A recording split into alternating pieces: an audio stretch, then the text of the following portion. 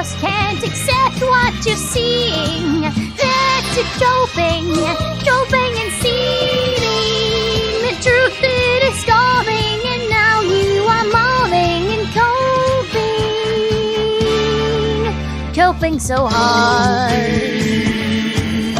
Doping and seeding. I understand that the prosecution has presented a really compelling case.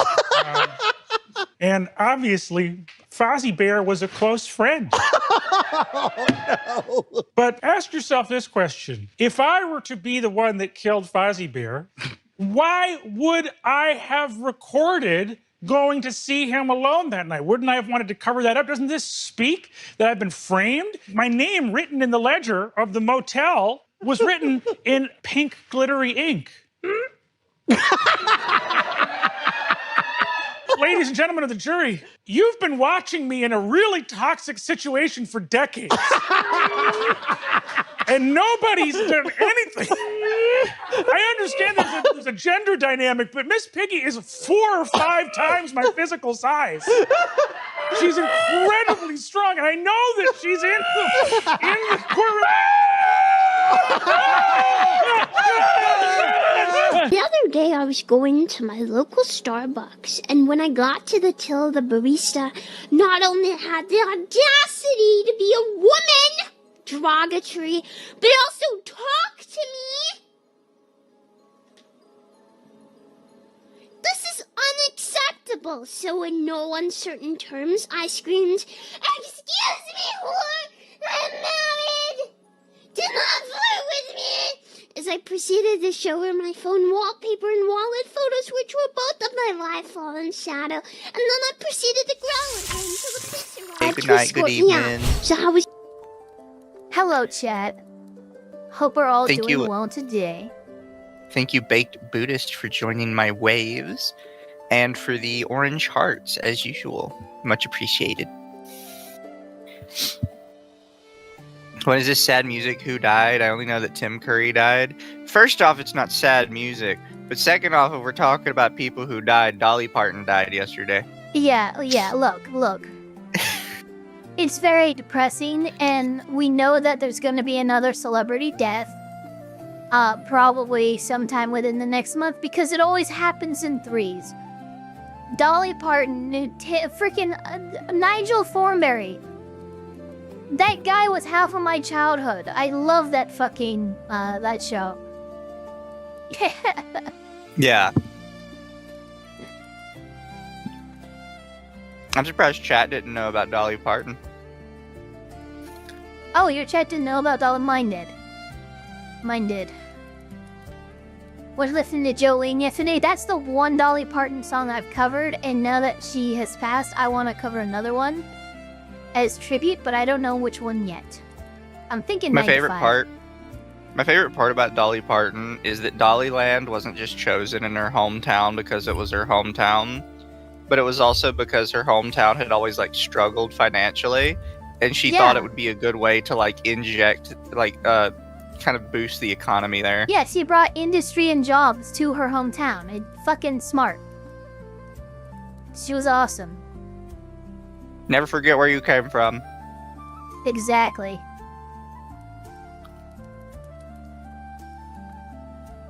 Oh, Also, thank you, yes, Baked the voice Buddhist, of for Kyrie the, in Kingdom Hearts for the also 2 died. earlier. Oh, did they really? Yeah. No. Sadness. Just in time for the new Kingdom Hearts to be announced. Everyone keeps freaking dying. We just need to just calm down here, I think.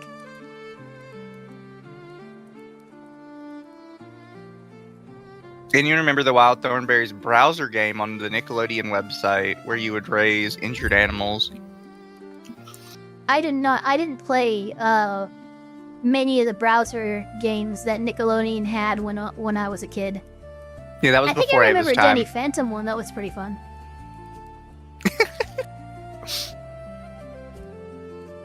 Never forget where you came from unless it's California or Canada. Yeah, I mean, yeah, no. I mean, unless you're going to Canada, then you can say you're from California, and vice versa. It should be okay. Yeah. Anywhere else, though, no. You need to forget your origins.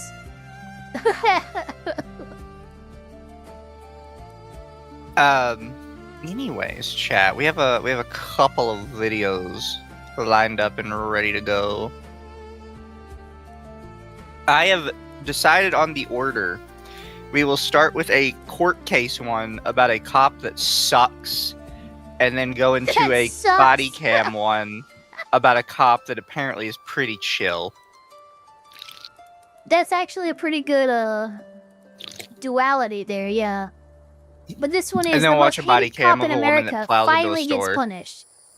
Apparently there was a $1 million verdict or something in this lawsuit involving this really shitty cop. Yeah, which I may have heard of this story, and I just don't know yet. I think I did but we too. will find out. Yeah, we're gonna find out. The $1 million thing is like triggering something. Like, I think I should know about this, but I can't remember the details right now. We shall see. Oh, we are going into court though, so let me go ahead and. Oh my god! That looks wild. I forgot that's a mess up in the toggle. That's a wild look. That was hilarious. Okay, let's continue. Internet Zen says, technically, Tim Curry was death number 3. We had Panette. Shit, I clicked the wrong button. Oh yeah, that's We right, had Panette. Panette die over the weekend. Finding out Yeah. Tim Curry's dead was a depressing thing to find out on my birthday. Screw you, Grim Reaper. This present sucks. Happy birthday! I am very sorry for this crappy birthday. But at least I you're hope your not birthday gets that better. dude that Thanos decided to just ruin the dude's life every year on his birthday since he was a baby. At least you're not that guy. Yeah. A Wayne County jury delivering Okay. a guilty verdict There you go. against a former Melvindale lieutenant. Hands behind your back. You do it. Hey, His yeah, conduct was I at the center of remember- a series I of 7 remember- News Detroit investigations over the I last year. vaguely For remember. 8 years, this man Yeah, I was the most remember this. protected police officer in his city. Not the best, the most protected. His name is Matthew Furman, a lieutenant in Melvindale, Michigan, a small town outside Detroit. Over his career, Yeah. he made as many as 20,000 traffic stops. And behind those stops was a trail most officers would never survive. A mother dragged from her car in front of her children. A handcuffed man with his head split open. A suspect on the ground, his legs Is he stomped just 8 breaking his times. ankle? My Complaint after God. complaint. Lawsuit after lawsuit. And every time, someone saved him. A commission overturned his suspension. An arbitrator reversed his firing. And city leaders kept him on the street. Because the man brought in serious money through towing fees. One police chief tried to stop him years ago, and it cost that chief. We need to work on this whole towing fee thing, because I've heard Oh, of this big problem time. multiple times. Oh yeah, this is you. I mean, it's not just with towing. It's with a lot of ticketing infractions and stuff like that. They have quota. They actually have quotas, which is why you're more likely statistically to be pulled over at the beginning or the end of the month. Yeah. Middle of the month, you can look at fucking arrest records across the goddamn country. Unless it's something aggressive or violent, if it's traffic related, there's almost no pullovers or incidents in the middle of the fucking month Exactly. compared to end or beginning. It's so fucking bad. It's the worst money making thing. And the second that the cops ended up bringing in money for the city through these fucking stupid ass goddamn infractions, violations, what have you, that's the instant it became compromised as a legitimate law enforcement agency, in my opinion. Exactly. His own job.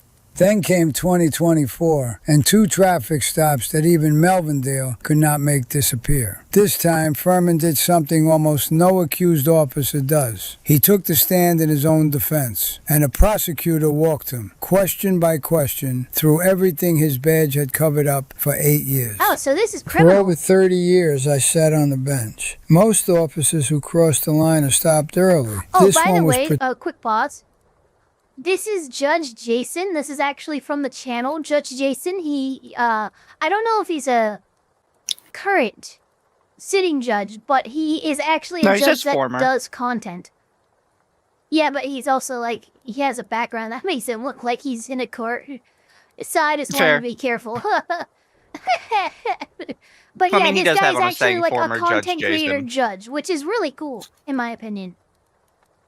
You see content creator lawyers. You don't really see content creator Yeah, judges not often. very often.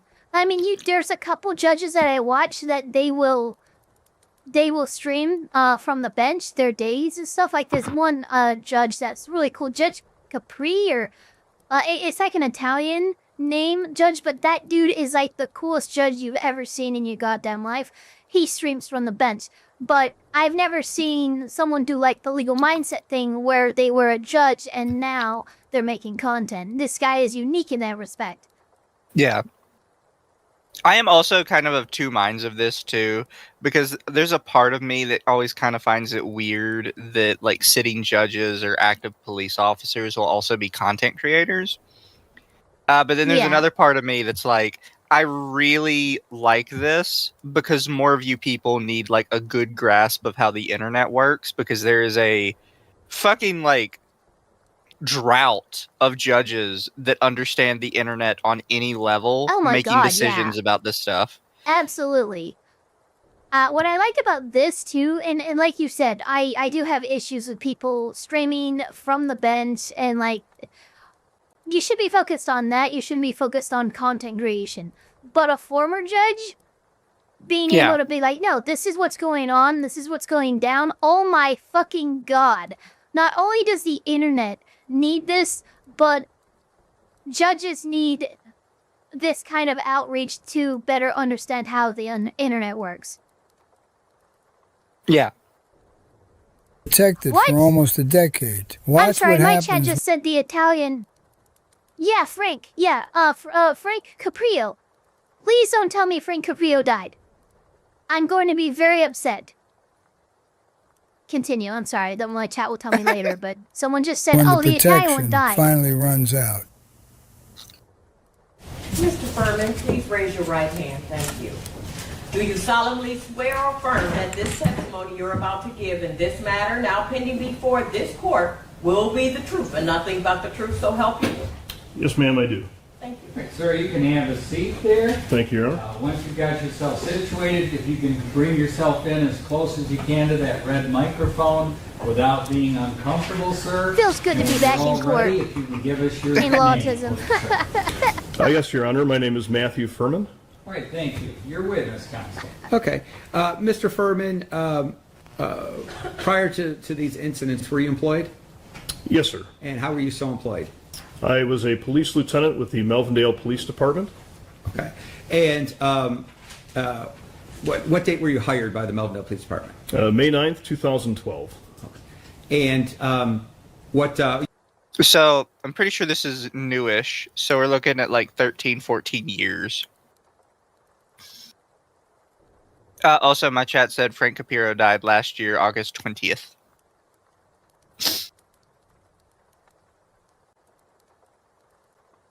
Ava Good. I am back. I was just informed by my chat that yes, Judge Frank Caprio has passed about a year ago.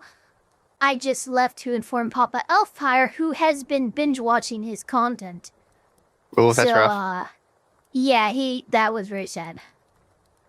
Also, we have confirmed this officer has been on the force for 13 to 14 years. He started in 2012. No. I don't like that with what we know is going to happen with this verdict.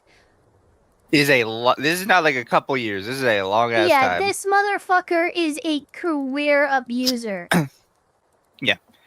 Also, somebody in my chat said, isn't that why Vic lost his case? Because the judge didn't get the internet and the defamation was on Twitter.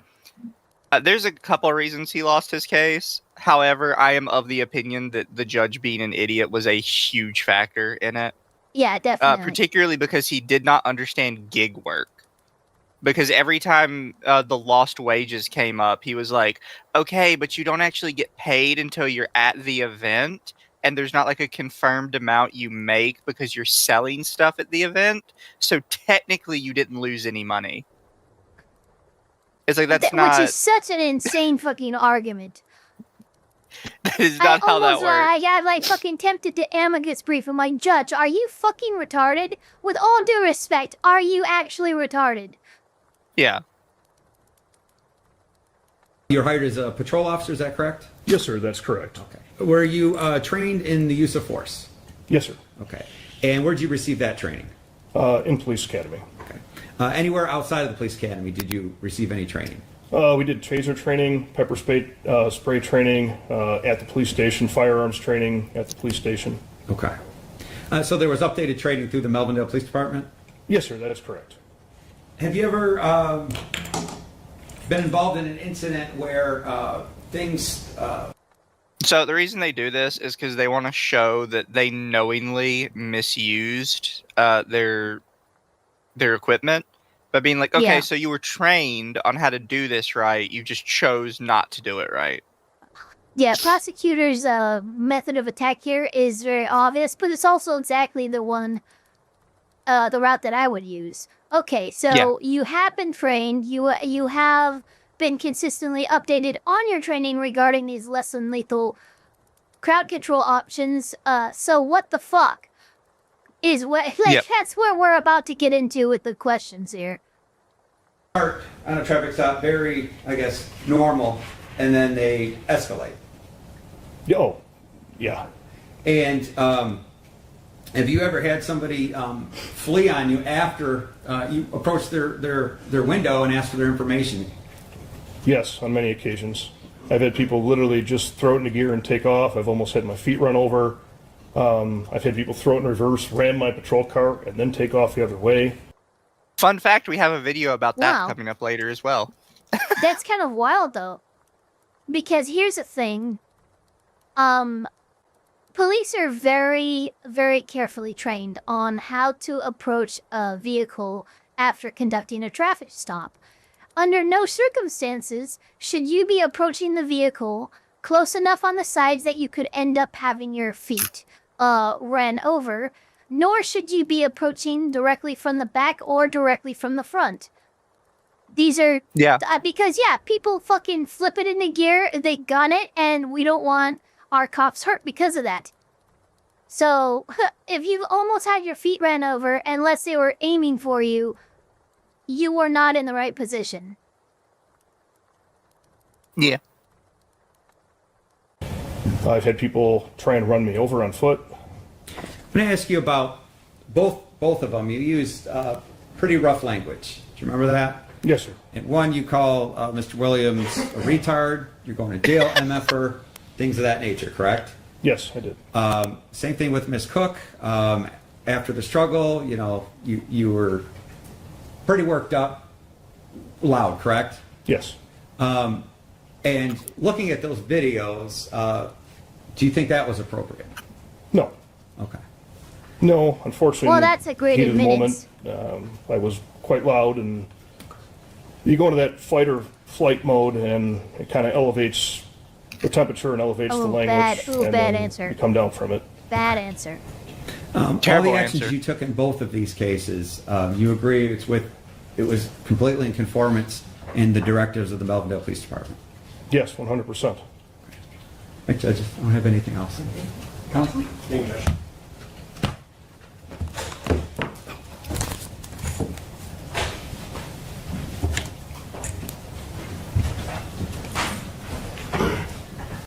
So that was the guy on his side. This is the guy against him. That was a terrible direct. Are you kidding me? That was your direct test. Oh my fucking god.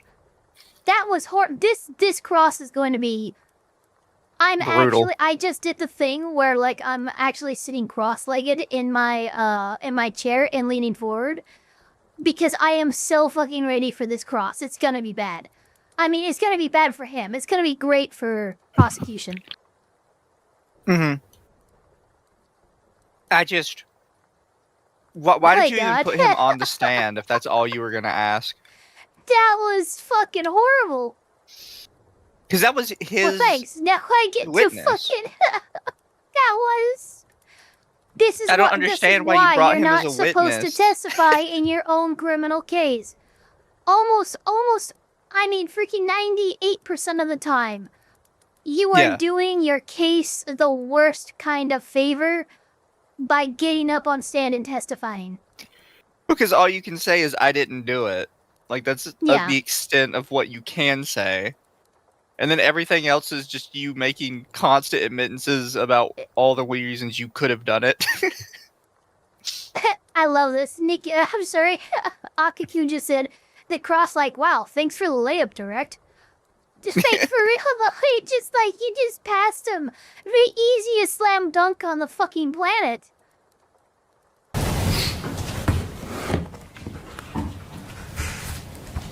Oh, that's a big binder. Oh, yeah. Get ready, buddy. Oh, yeah, you're done. You're freaking done, bro. Oh, and another laptop. Christopher, I'm going to ask you a few questions. If you don't understand something, just let me know. Or you don't hear me, let me know, okay? Yes, sir.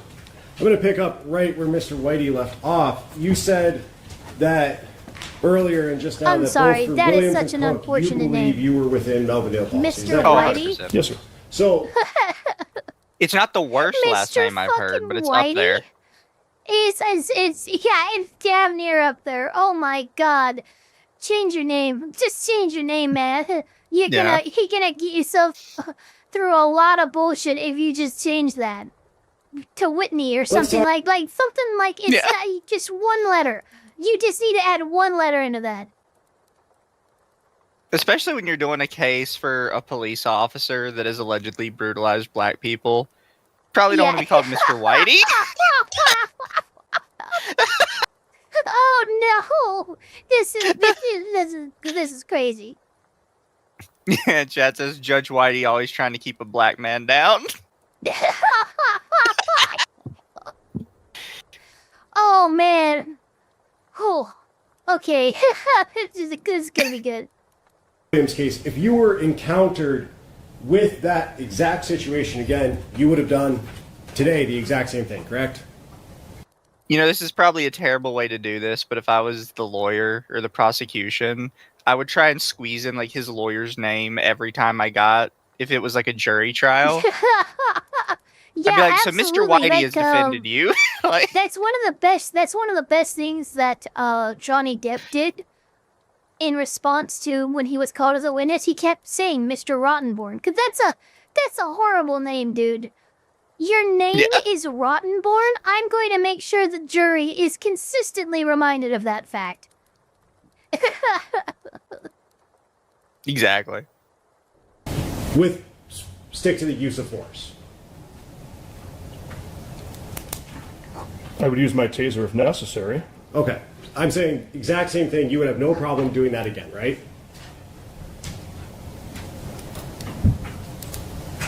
I'd probably try and find different tactics. Okay. And when you were on scene, you used those words that we talked about, excluding the use of force. You called Mr. Williams a retard and motherfucker and all those things, right? Yes. Okay. I did. You were aware that within the use of force policy, it says every person is entitled to respect and dignity, right? Correct. Okay. That was outside of that policy then. It's also been discussed in the department when discussing that particular policy that... It's a yes or no question, sir. That's outside of the policy. Calling someone a retard or a motherfucker is not treating them with respect, right? Correct. Okay. Now, you just said you would try and find different tactics with respect to Mr. Williams, right? Correct. Why do you say that now? Well, because we're here. Okay. Now, on the scene, you didn't have any problem. Good answer. This guy is terrible. No, I went home alive. Okay. You were talking after everything was all said and done and Mr. Williams was taken away. You had a conversation with Lieutenant Rahman, right? Yes. And several other officers. Yes. Okay.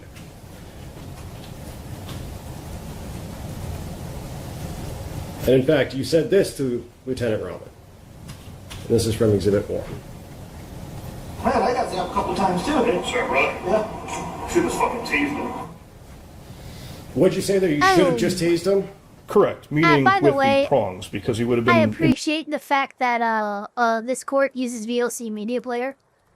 You just gotta point that out. Immediately incapacitated. Best use. So even on the scene, The you best thought you use. should have done something differently than what you did. Is that fair?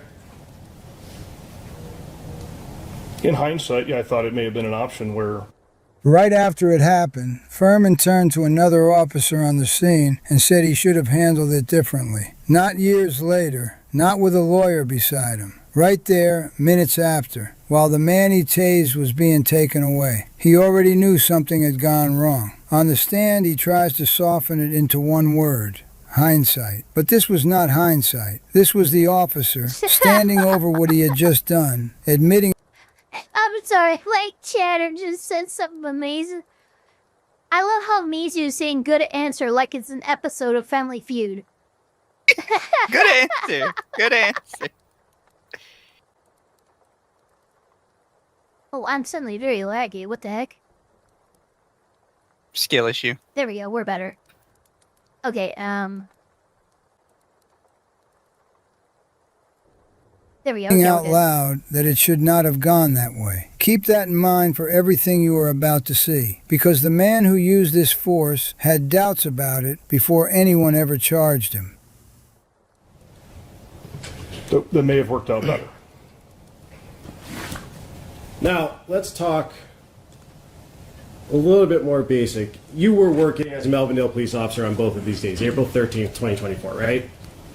Correct. And July 20th, 2024. Correct. And you were being paid to work there. Yes. And you were out on the street working traffic enforcement details, doing your roles. Yes. Okay. And now we talked a lot about tasers as well. You understand that a taser can cause serious injury. Not always, but it can, right? Anything has the potential to cause a serious injury.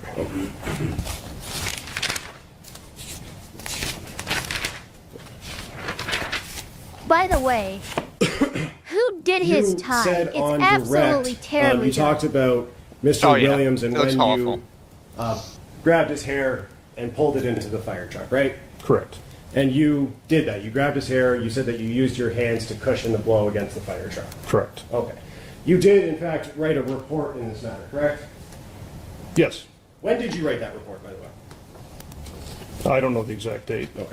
There was a delay due to the murder of Corporal Said. Understood. In that report, I let got me ask this. murdered? When you write a police report, you include all of the details, correct? You try to, yes. Okay. Particularly when force is used, you would include any time that you use that force. You would try to, yes. Okay. With respect to when you were pulling on Mr. Williams' hair, you wrote, "I feared Williams would attack myself, Lieutenant Rahman, or fire personnel. I have seen handcuffed persons attack police and bystanders on countless occasions during my career, and I am cognizant of that." What? Williams began screaming, Dude, at the point that where they're actually in handcuffs, they should honestly be pretty easy to contain. There's only Yeah. so much that someone in handcuffs can do. "You're pulling my hair and pulling against my grip." Honestly, I let skill go issue of at that Williams' point. hair, and he stood up. Yeah, like, come on. You never mentioned anything about putting his head into a fire truck in that report, correct? I don't recall. Here is where the paperwork stops matching the video. On his own body cam, Furman grabs a handcuffed man by the hair and pulls his head into the back of a fire truck. But in his official report, the document that is supposed to record every use of force, that part is missing. He wrote that he let go of the hair and the man stood up. Nothing about the head hitting the truck. Asked why, his answer is, "I don't recall." A police report is a sworn record, not a highlight reel where you keep the parts that help Yeah, you. officer When the reports are- ugliest moment of a use of force never makes it onto the page, that is not a bad memory. That is a report written to survive the exact questions he is facing right now. Would you like to see that portion of the report? Yes. Oh, may I approach, Judge? Counselor, you've seen this document? Yes, report. What's up, Swarkies?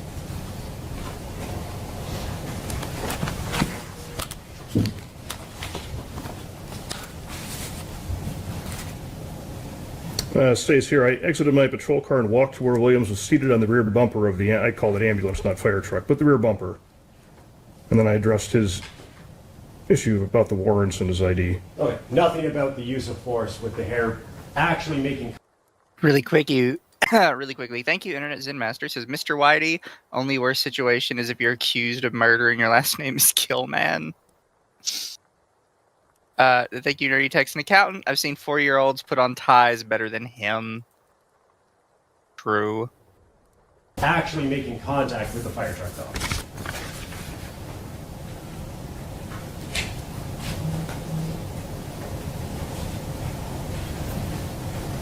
Well, I put in there that, yeah, his hair was pulled. I let go of Williams' hair, and he stood up again. I observed Lieutenant Rahman pushing Williams back to a seated position as Williams pushed against him being Lieutenant Rahman, screaming about free speech.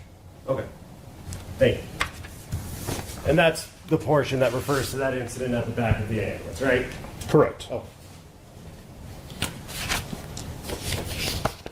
Never mentioned it, sir. Yes or no? Yes. You, in that portion that you just read, you mentioned that Williams's head made contact with the back of the fire engine. No, I mentioned that it was in my, had taken him by the hair and let go of his hair. You also testified on direct, sir, that, well, let me ask you this. You've heard of the term, and I'm not a police officer, but friendly fire. You've heard of that, right? Yes. And you are trained, particularly with firearms or any potential projectile, that you're not going to point it at someone, even if it's unloaded, unless you intend to use it, right? Yes. And you testified on direct. I can't unhear it now. My chat has just pointed out that he kind of sounds like pirate software. Does a little bit, doesn't he? With Mr. Whitey, that the reason you went to the drive stun with Mr. Williams is because you were concerned for the safety of the other passengers in the car, right? Correct. Okay. You did I use worked the at Blizzard for prongs 7 years. with other passengers in the car with Ms. Cook. Correct. Okay. You were also, as you said on direct, concerned about the other passengers with Mr. Williams. You would have also been concerned about your fellow officer's safety, correct? Correct. You do admit that you tased Lieutenant Rahman while attempting to tase or drive stun Lieutenant Mr. Williams, Rahman. right? Yes. Oh.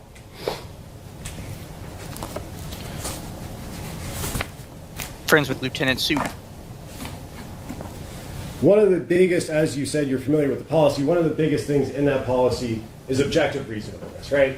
Correct. And I'm talking about the use of force policy. You are taught and you know that you consider, when using force, various different factors, right? Correct. One of the biggest ones is the crime that was committed or is attempted to be committed. Correct. The crimes that you pulled Mr. Williams over for were what? Well, civil infractions and misdemeanors. Okay. However, with him refusing to provide ID, I don't Sir, know what else we have. What were the, I asked you, what crimes did you pull him over for? For Civil civ- infractions and misdemeanors, right? Correct. Okay. Traffic offenses. Correct. All right. That is relatively a low-level crime. Fair? Misdemeanors. Correct. Listen to what this all started over. Not a violent felony, not a robbery, civil infractions and misdemeanors, traffic offenses. Williams drove around some barricades and did not have a valid license. That is the whole crime. There is a Supreme Court case, Graham versus Connor, that decides how much force police are allowed to use. The force has to match the situation. How serious was the crime? Was the person a genuine threat? Were they actively fighting or trying to run? Here the crime was about as low as it gets, and the response was a taser used over and over. When the reason for the stop is a traffic ticket and the answer is this much force, the two do not line up, and it is about to get harder for him to explain. Then you approach the car, correct? Correct. And you assume that he's giving you a fake name. At first. I'm you certain. confirmed it, fair. You Yes. assumed at first, though. With about 99% certainty, based on my experience, yes. And you testified on direct that people who give fake names are rapists and murderers. I said they can be. They're often hiding things, is what I said. Now, there's a someone reason can they give a provide a fake Okay, name. stop. You've answered the question. Next question. It is possible for someone to give a fake name because they're scared, right? It's possible, yes. When you turned on your lights, or did you turn on your lights and sirens to pull Mr. Williams over? Yes, it was in a fully marked patrol car. When you turned on your lights and sirens, he stopped immediately, right? No, he rounded Wall Street, he accelerated and then slowed down. Okay, but he did stop. He didn't flee from you. Correct. And when you opened Mr. Williams' door to get him out of the car. Is that right? Yes. When you do that,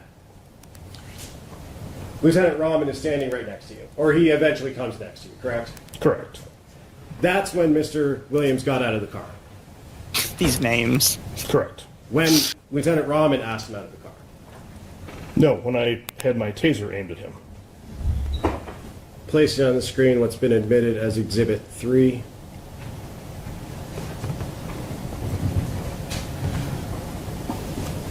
And playing from 1 minute and 20 seconds. Just coming out? Yes. I see you shoot my taser. Get out of the car. All right then.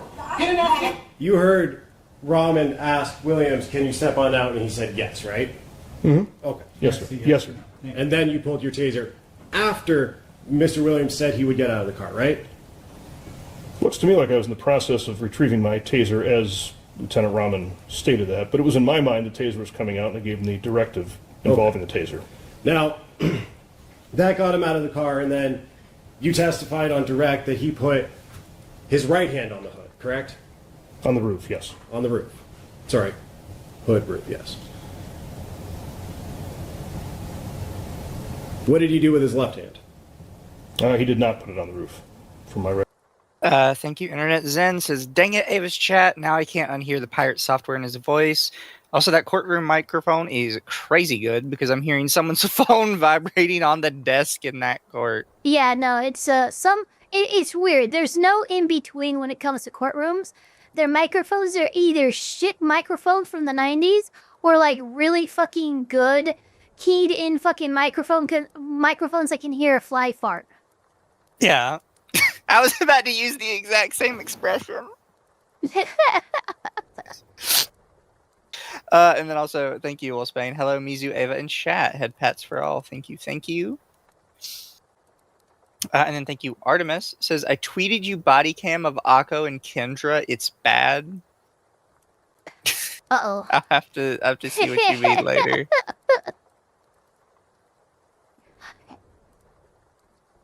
It doesn't sound great. Collection.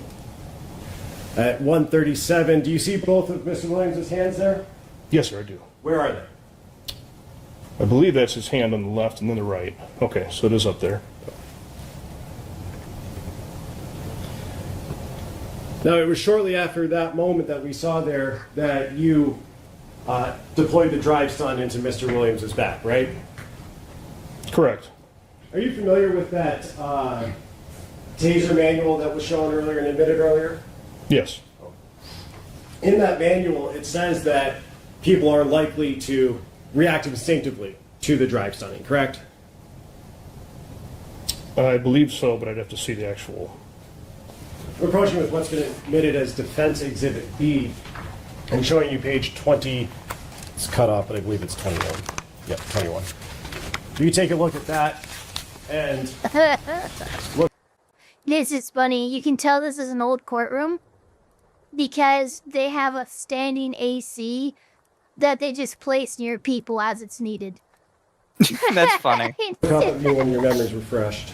Counsel, can you tell counsel the page number? 21. Thank you. It's probably a dehumidifier. True.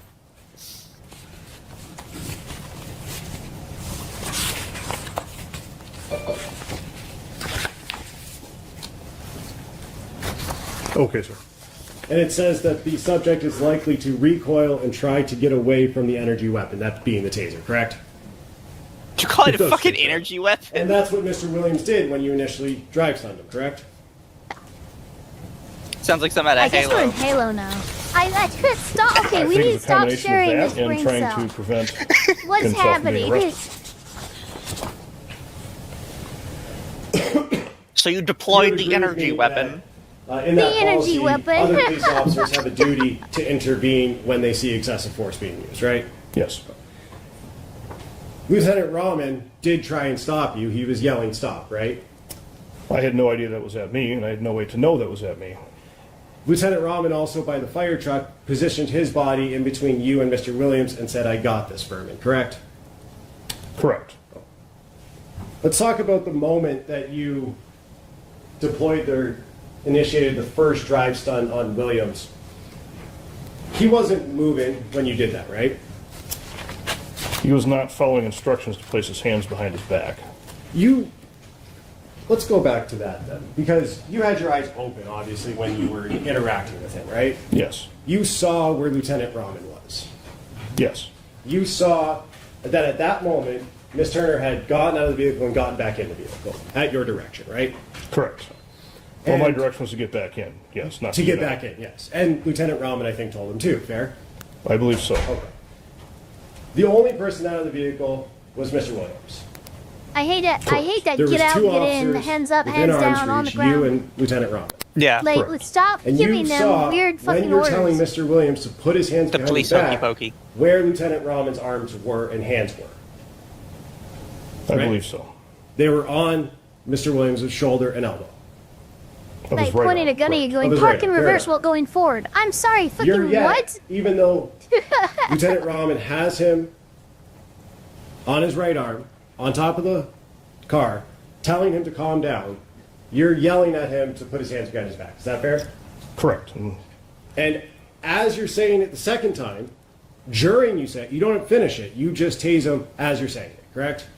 You did not give him any chance to comply with that second command. Shouldn't have been need for a second command. He should have complied after the first. And with a drive stun, you typically want to use that, if possible, as a surprise, so that people aren't able to No, you prepare don't. to What? attack or I'm defend sorry, themselves. what? No, you're supposed. You don't understand. You have to use it as a surprise to attack. cleanly and clearly announce what you're going to do. If you're going to deploy taser or pepper spray. We've seen it many times. You need to stop or you're going to get sprayed. Even that much is enough. You don't. Oh yeah, no. The first time you stun someone, you want it to be a surprise. What the fuck are you talking about, dude? From that. Okay. His back was to you, fair? Ava, you're supposed So to he would surprise have no attack. idea when. Well, you're going to do it. Yeah. Not necessarily. Hey, He so already what knew is the this taser was out. Pokemon? Pocket Pikachu, sand. your surprise Because I drew the attack. taser when he was still seated in the vehicle facing us. And when you tased him, it wasn't in reaction to any movement from Mr. Williams, fair? It was a reaction to failure to comply. Well, let's go to this actually, because in addition to the manual that comes with the taser itself, there's also a taser policy that Melvindale has. Yes. Where in the taser policy that Melvindale has does it say you should drive stun by surprise? Okay, come I on, don't know buddy. that that's in there, but through 12 years of police work, I find it's better if it Yeah. works that way. Stop on that answer. He tased the man thank by you. surprise, on purpose, and just admitted it is nowhere in his department's taser policy. His words, I don't know that that's in there. Police do not get to invent their Oh my fucking god. In 12 years of police work, I've realized that breaking the law is a far better way of getting what I want. own rules for force in the moment. The policy exists, so force is controlled, not a surprise attack from behind. And there is one more thing. His own fellow Lieutenant Rahman saw this going wrong and tried to stop it. Rahman yelled, "Stop." Rahman stepped in and put himself between the two of them. Officers are trained that they have a duty to intervene when they see another officer using excessive force, and one actually did. Furman kept going. In the middle of it, he even caught his own partner with the taser. Oh. Fair enough to say it's not. Damn. I don't believe so. Is this dude a fucking werewolf? Where every time he goes on duty and puts on the suit, he just becomes more volatile until he attacks his best friend? But you learn how to do things tactically on the It's street wild. that may not Like, be a what the manual, fuck? that work better and keep you safer. Now, after that initial taser, sir, Rahman pushes Williams to the door jam, fair? Yes. And at that point, again, Miss Turner and the two children, the young children, are in the car. Yes. And You don't see them do anything in response to that. They're yelling maybe, but they don't get out of the vehicle, right? Well, Ms. Turner had already attempted to get out of the vehicle and she was ordered to get back in. Not my question. She did not get out of the vehicle in response to the tasing initiation. She stayed in the vehicle, right? I believe. Okay. Yes. Well, you eventually went around to her Got her, passenger correct. door, and she was still there. Yes. Okay. Rahman has Williams up against the door jamb. You Yes. reach under, through Rahman's legs and tase him in the caps. Is that fair? Correct. You then do that a few times, walk around to the front of the vehicle, and tase him in the chest. Fair? So when I attempted the calf, it didn't work, and he lifted his leg up and tried to stomp on the taser, as shown in the video.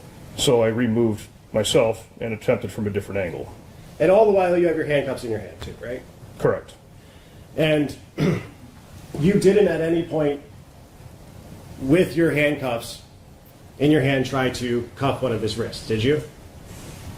Well, that was the goal, but I was unable to with the moving around. He also attempted to grab the taser, and as you can see in the video, he does actually grab the taser. Okay. At what point in the video, what second is that, or what minute, second? Yeah, point it to I us, buddy. don't know the exact minute or second. Oh.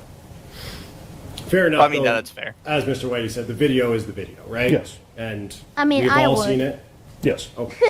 It's the Placing policy on that drives the screen what I still do as shots a from professional. Exhibit 3. I fucking know Rahman's that thing body inside cam. and out. Are you able to see that, sir? Fair. Yes. I'm just going to click through these somewhat fast and just watch them as we go, okay?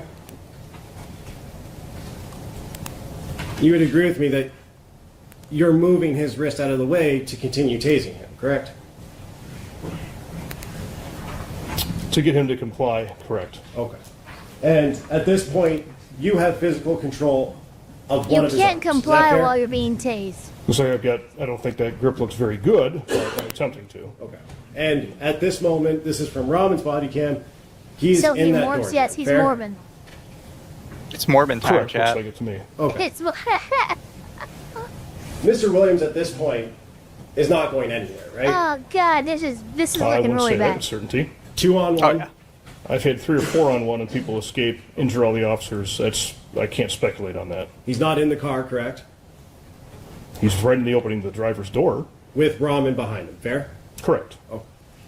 Going back, I'll take this off the screen. Going back to when Mr.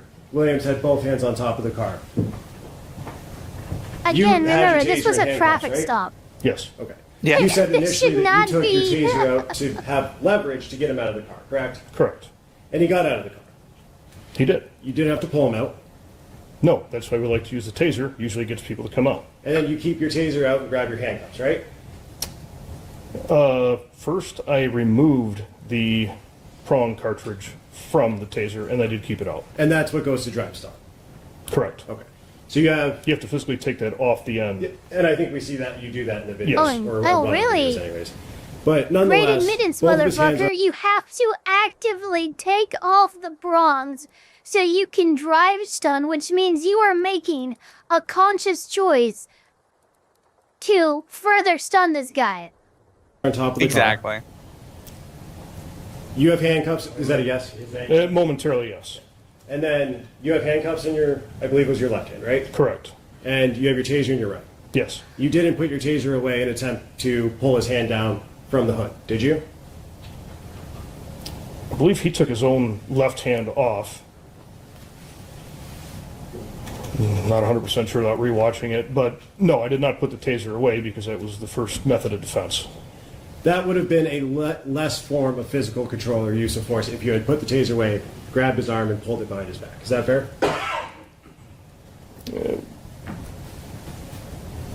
If it had worked, yes. But the problem, too, on a hot day like that, people start getting slippery. It's hard Yeah, to no, maintain to everyone grip. asking, how does And this a lot guy of not times it's hear hard to get himself? somebody in This is cuffs. what Even if you have 2 officers. more than a decade of getting And away playing with it. from This is what happens. 1303. Yeah. Step out of the car! Turn around, hands on the hood! Hands on the roof! When you're told to do something, you do it! No, I just had to make sure my kids... You'd agree with me you didn't have any problem doing it with Miss Turner, right? Correct. Oh. Don't say it that way. But on that note, she also got out of the There's vehicle no immediately. question. Okay. All right, you've answered the question. So you talked a lot about your prior experiences. We saw the news clipping and all of that. You said you've conducted 15,000 to 20,000 traffic stops. That'd be my estimate, yes. How many times in your career have you deployed your taser? No, I don't have a specific number. Is it more than 10? I don't know. Without department records, I couldn't tell you. No. I'm going to ask, moving now to Miss Alicia. It's a lot. I will give him that It's one. hundreds. I will give him that one times. because it has been, he's been on the force for like 15 years. Yeah. Like, so how many times have you done this at your job in the last 15 years? Like, bro, I don't fucking know, dude. Like, there's some stuff at my job that if you ask me how many times I've done it at work, it's like, I don't know, man. It's been so long. Hundreds, thousands, I don't fucking know. Especially when utilizing stuff like pepper spray or tasers, I could understand how often have you used your gun in 15 years. I feel like he would have that number off the top of your head. That's lethal force. That's a little bit higher than, less than lethal force, which pepper spray, tasers, he's probably used so many times he can't keep count over the years. And thank you, Internet Zen. To put in perspective how out of line his cop is, I, the Grim Darkness of the Warhammer 40k, the Imperium Enforcers, 40k cops, have more restraint than this guy, and most of them work in crime hellholes called hive cities. Anyways, we continue. Yes. What were you doing prior to initiating that stop? I suspect I was either on patrol or working a traffic detail. I don't recall exactly. Did you have another car pulled over in front of the school? I don't recall. Oh. You did drive to the back of the school, though, right? Well, the back parking lot borders borders a road, two roads, a main road and a secondary road. Were you in front of the school, or did you drive on the road towards the back of the school? I think I was already behind the school. And what did you see at that time? Miss Cook's vehicle in the parking lot. See any other vehicles? I don't recall. I think there's school buses back there usually. Any other in the general cars? vicinity? I don't recall. And were you able to see who was in those cars from where you first perceived Miss Cook's vehicle? Which cars? The Nissan Rogue. Miss Cook's vehicle. I could tell it was occupied. You kind of see the figure of a head from behind, but I don't know who's in there, no. And what did you do when you saw that? I mean, did you just punch in the license plate just because, or? Yeah, the whole reason the license plate's on the vehicles is for police to run. But this is a parked car, fair? At a school parking lot after hours, correct. So was it parked, yes or no? Yes. And you're obviously... Well, I guess it'd be technically standing, Your Honor, not parked, because it's occupied and running. You're familiar with this area. I mean, you testified that you patrol or other officers patrolled around this school, correct? Yes. Okay. And after hours, what time of day was it? I don't remember specifically without seeing the report, but it was daylight hours. Okay. And it was a weekend day. You said on direct, though, that it was nighttime or early morning. Don't believe that's correct. I said we do patrol, we do extra checks there at night and on weekends, after hours. I was not working night shift, I was working day shift. Now the second case, and it is even thinner. Alicia Cook was sitting in a parked car in a school parking lot, not driving, not committing a crime, parked in daylight on a weekend. To stop and detain someone, an officer needs reasonable suspicion, specific facts pointing to an actual crime. A woman sitting in a parked car is not one. Shit, and watch guys. The crime of driving while black. the story shift on the stand. I actually will say it is the detail for me is that she's sitting in a parked car in a school parking lot on a weekend. I'm like, you know what? In my area, Nothing suspicious about that. Oh, in my area, it's very suspicious. That's always drug deals. Everybody knows it. That's See, like maybe that's a thing for me growing up in an area like this. Is if you see somebody in a parked in a parking lot like that, particularly at the school, it's a drug deal, and they're waiting for their dealer to show up. Yeah, but the cops need more than that. More than a person parked alone in a parking lot.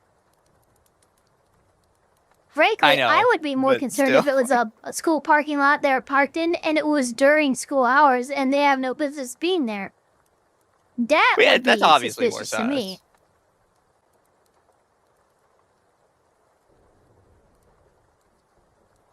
On direct, Furman said it was night. Under cross, he admits it was daylight, a weekend, and he was on the day shift. The facts move because the reason was never solid to begin with. He ran her plate, found no insurance, and had her car towed. And by the end of that stop, he had used enough force that he ends up charged for it, over a woman who started out sitting still in a parked car.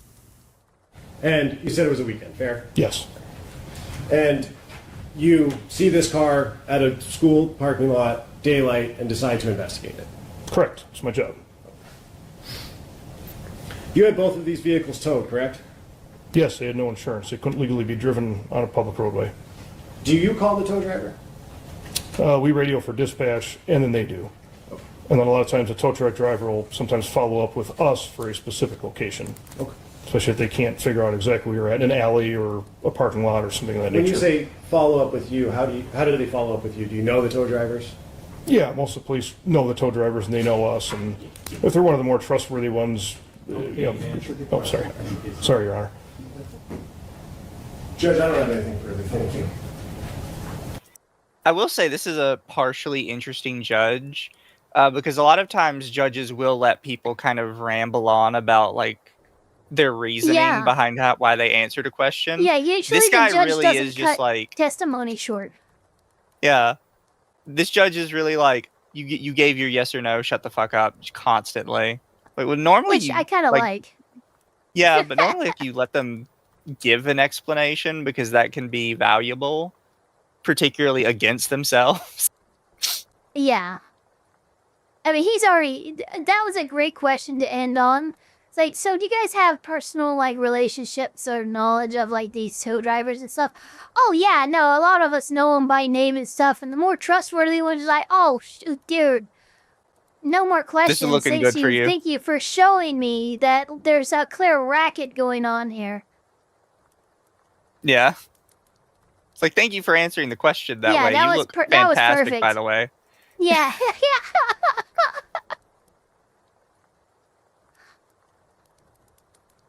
This guy can afford a new car with this Just have fucking... a few follow-up questions. with his lawsuit. I know the prosecutor asked you, was it in any policy to call somebody a name, correct?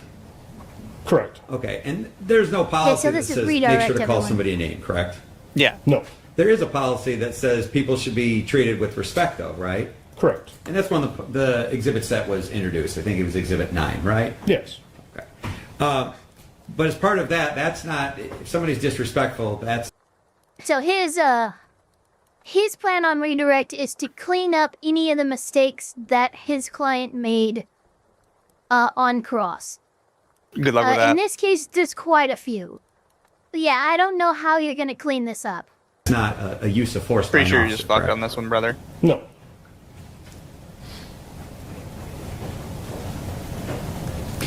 Now, I know earlier the prosecutor has stated that people in handcuffs, they must be secure, they couldn't flee.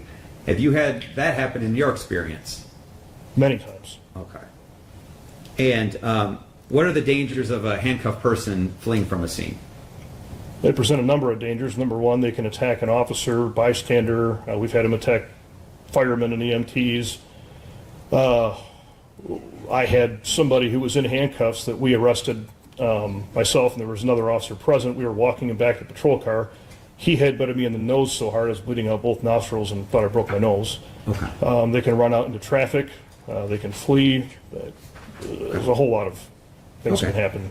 So just because a subject or a person is in handcuffs doesn't mean that all Yeah, danger he is has over, an correct? attorney. Absolutely not.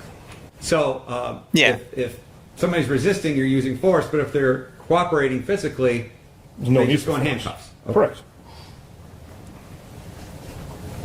With respect to Mrs. Cook, do you agree that when she complied that you stopped using all force? Absolutely. Stopped immediately. Now, the prosecutor asked you on cross-examination. He had still shots. We paused. We had to go over things back and forth. That took a little bit of time, a few minutes, right? Yes. Now, when you're out there making these split-second decisions, do you have all the time to look at still shots, see where one arm is, another guy's arm is, maybe this, maybe that? If your defense attorney is doing that fucking rigmarole, you've lost the fucking case. If like, well, you don't have the, well, yeah, but that's what the policy in Trinity is for, which he has clearly ignored. This is a terrible argument. Do you have that time out there? No. It's a very fluid situation. Yes.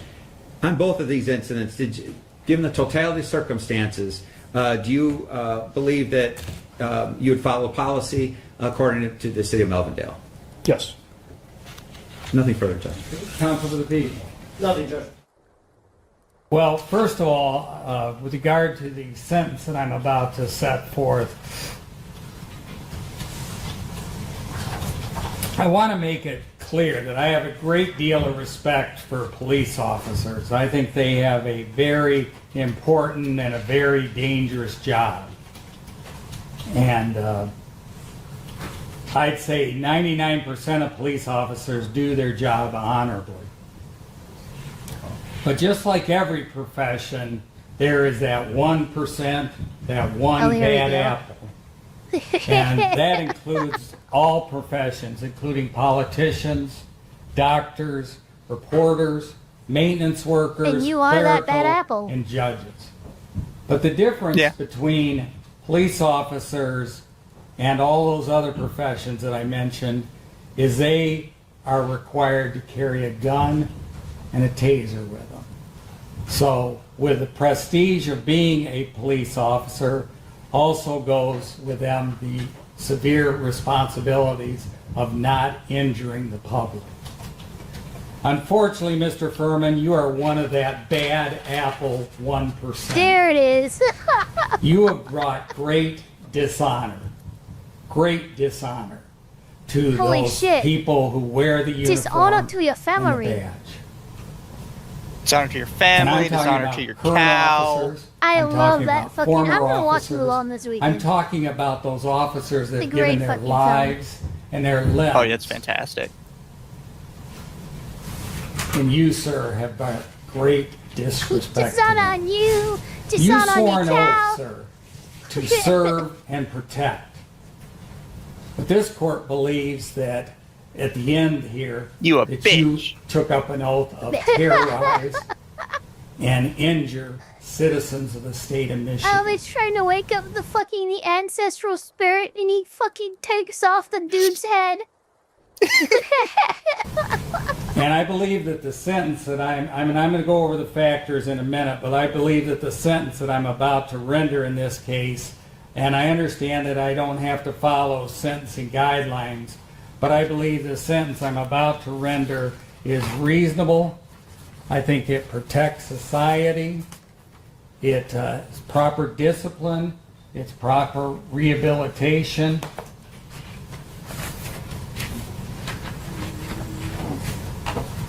It's proportional. It properly disciplines the wrongdoer. It has a deterrent effect, a rehabilitative effect. And it's a fair sentence and fair punishment, and it's reformational.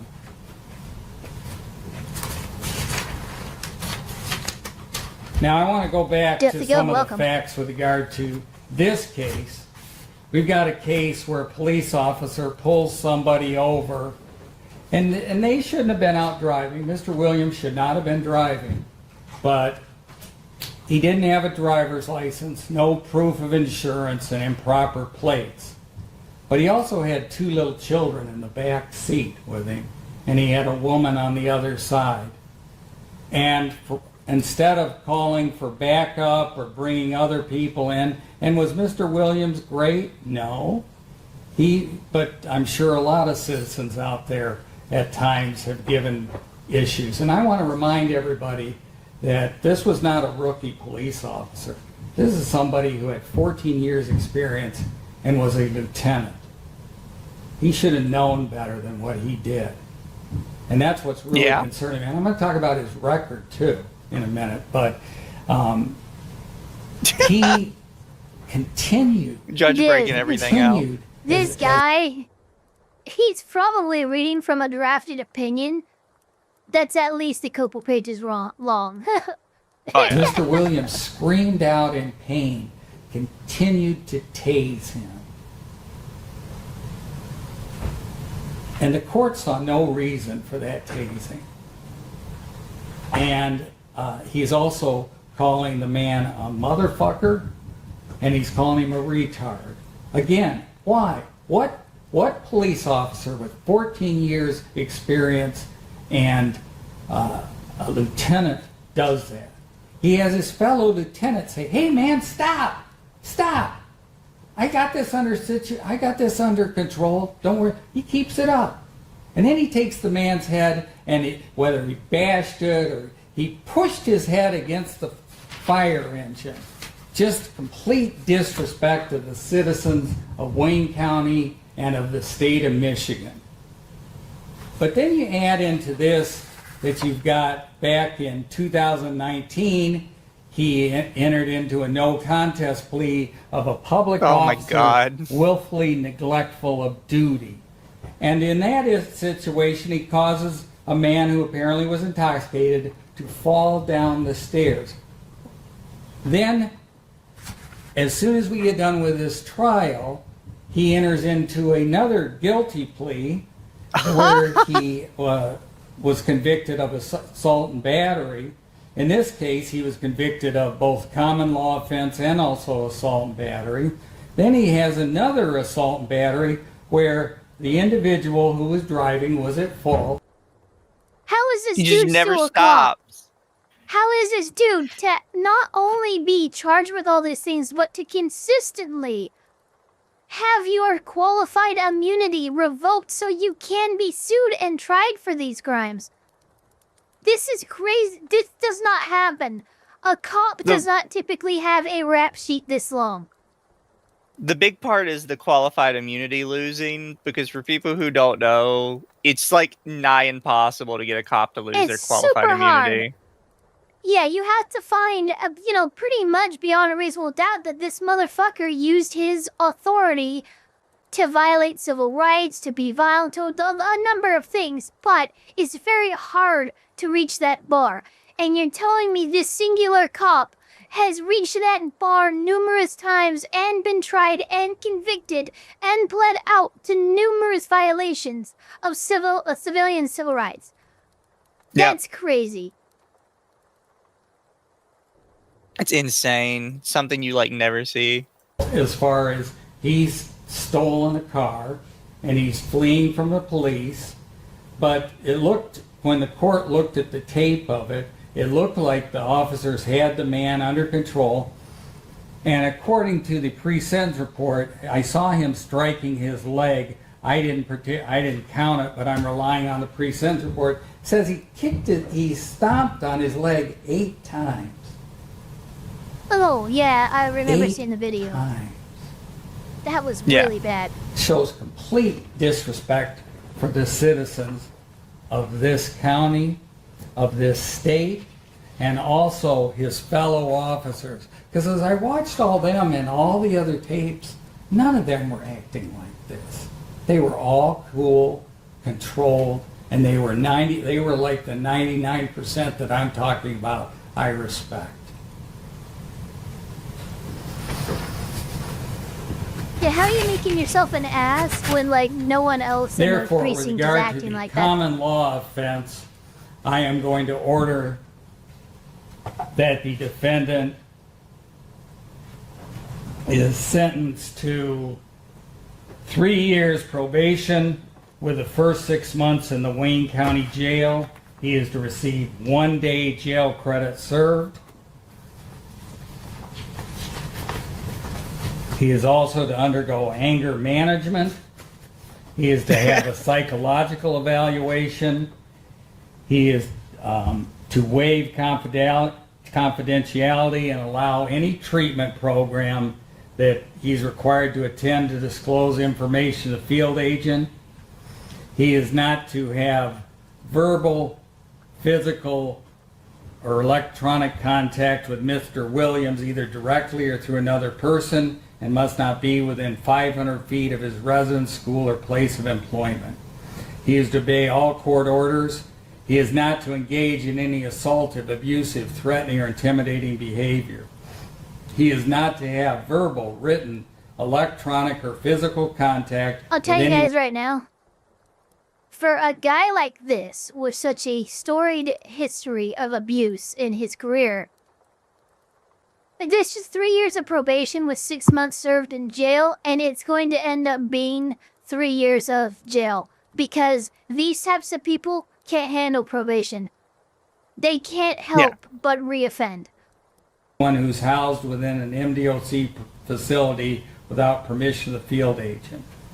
He is not to use any object as a weapon. He is not to own, use, or have under his control or area of control a weapon of any kind or any imitation of a weapon. He is to allow the field agent into his residence at any time for probation supervision. He can't even have a squirt gun, guys. Imitation of a weapon. He can't have a foam sword. This mother, dude, when this is crazy restrictions.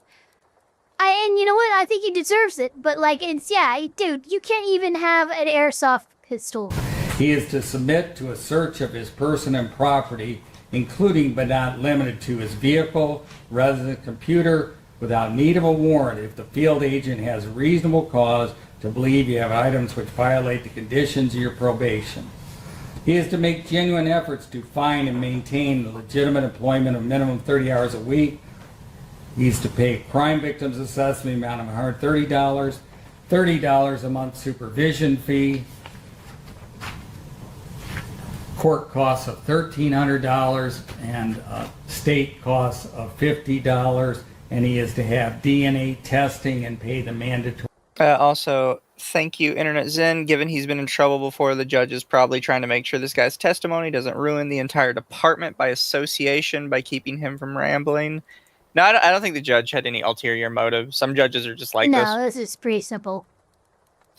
Thank you, Death the Goat. It's an honor to be a member of yours. Thank you, thank you. I've been a member for 3 months, too. Nice, nice. And thank you, Baked Buddhist. I hope this tow racket they're pulling gets investigated and the people who kept in service are held responsible, but I know probably not. Yeah, that one's a rough one, honestly. Pay the mandatory $60 fee. Now, I'll move on to the sentencing. That's with regard to the common thank law you so much offense. for the With 10 regard to gifted the assault and memberships. battery, I'm in order that he be placed on 2 years probation with the first 60 days in the Wayne County Jail. That'll run concurrent with the other sentence. And he is to complete all the other issues that I've already addressed with regard to the common law offense, other than he'll be required to pay a crime victims assessment amount of $130 and $818 state cost with regard to that. Now, would counsel like to address anything else with regard to the other case? The other sentencing? Huh? No, not for the people. Anything additional you'd like to say with regard to the other case? No, there's a sentence agreement in place, Judge. We'd ask you to adopt it. Okay. And Mr. Furman, this is your opportunity. If you'd like to speak in that case, you can. If not, you can remain silent. It remains silent. All right. So with regard to the case ending in 7620, this was a sentence agreement. The court is going to adopt that sentence agreement. I'll order that the defendant is placed on 1 year probation. He is not to possess any weapons during his term of probation. He is to have no contact with the victim, Christopher Kruzak. I'll spell that, K-R-U-S-A-C. He is also to pay a crime victims assessment amount of $130 and state costs of $118, and have the between the three have the DNA testing and At least the Tectone was $60 allowed to fee. own squirt guns. Is there anything else we need to take up with regard to Mr. Yeah, I Furman's actually do matter? think Tectone's The jury found Tectone's Matthew restrictions Furman are guilty. Misconduct in insane office, as a this. 5-year felony, and assault and battery. 6 months in jail, 3 years of probation. The lieutenant who was protected for 8 years was finally held to account. But the criminal case was only part of the cost. The stop of Williams alone cost the city $1 million, and more There it lawsuits is. are still coming. It did not end because the city finally did the right thing. It ended because a reporter named Ross Jones kept digging for over a year. It ended because a new chief, Chris Egan, stepped in and said his department was done protecting bullies. And it ended because 12 jurors watched the video and saw exactly what it was. That is what it took to stop one officer after 8 years, and after everyone who was supposed to stop him looked the other way. If there's a case or courtroom moment you want me to break down, tell me in the comments below. This is what the inside of the justice system really looks like. This is pretty cool. Subscribe, because one I day love knowing having your rights might a be the only content thing creator standing judge, like, between what? you and someone who Former forgot judge. them. Yeah. This bottom left one, this cop literally looks like a shitty prank YouTuber. Like, something does. about his face just reads as like prank YouTuber for some reason. Yeah. Like, what? They're really cringe pranks, too. Yeah. But now we have this one's called When a Higher Authority Defends the Defenseless Against Corrupt Cops. So I'm kind of it looks interested like about more this blue one. defending blue. I mean, Yes. blue defending us, not... Sorry. And the channel for this one is Vigilant Detective. Okay. I'm gonna have to do the uncomfortable thing, right? Just turn around. Yeah, we're hot. We can't shut it down. We got 10-15. This corrupt cop He's actually straight up said, yeah, turn your body cam off. I'm like, yeah, no, we're not doing that.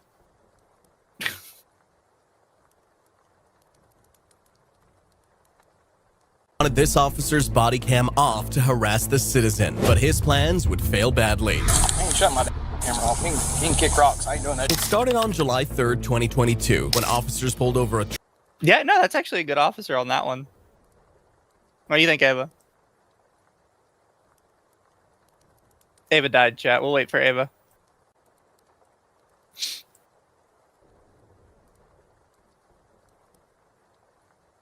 So, chat, how's your day, night, evening, you know, whatever time it is for you?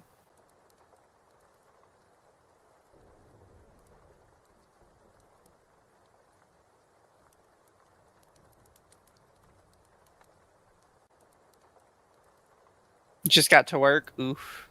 Have fun at work. I had tacos. Congrats. Are they good tacos? Tasty tacos.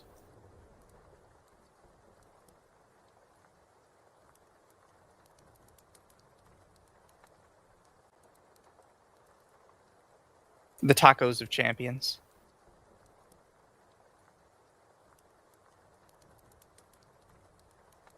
Review the Occo versus Kendra body cam, please. I already saw it. It's an old one, too. The guy that got beat up by the deer.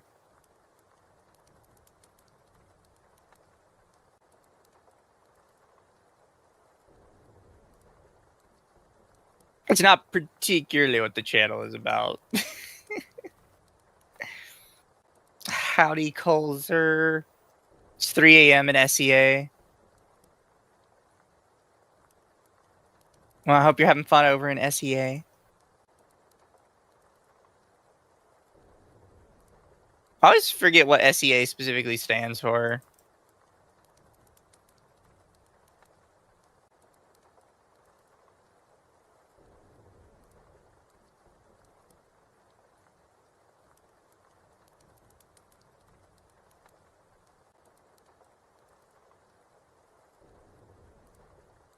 Oh yeah, Southeast Asia. Corruption means protecting country.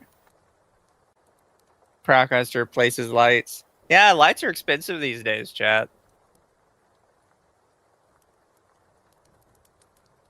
You can't like discount the expense like the lights have.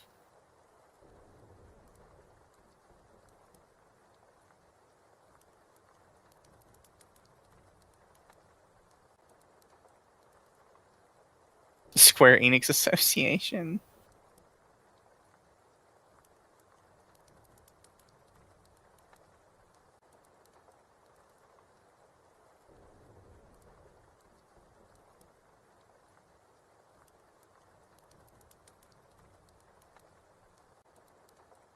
Reject light bulb, return to candle.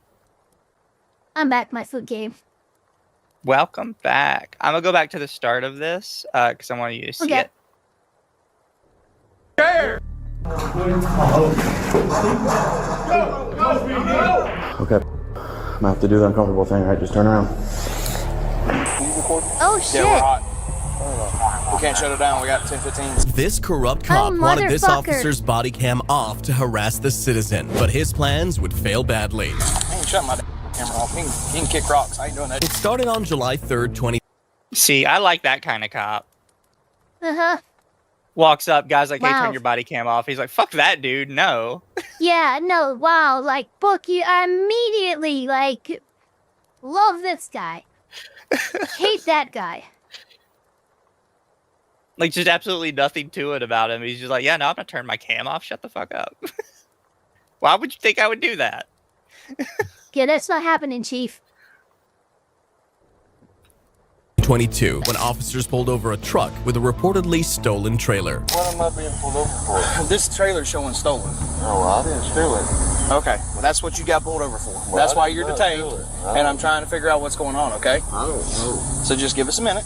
The officer showed the IDs of the male driver and female passenger to his partner, and that was the start of the problem. He didn't appear concerned about the stop before this, but once he saw their IDs, he suddenly wanted the body cameras off. Male driver, female passenger. Turn off the body cam. Are you recording? Yeah, we're hot. Turn it off. We can't shut it down. We got 10-15s. I just shut them off. Huh? Never mind. It's okay. Everything good? Just shut it down for a second. Or somebody shut it down and talk. All right. Well, everything is it the victim? What? What's the problem? Shut down and talk to me, please. You stand right here at 5 with her? Yes, I sure will. Hey, Mama, turn it off. Yeah, what the fuck? Put on my foot or something.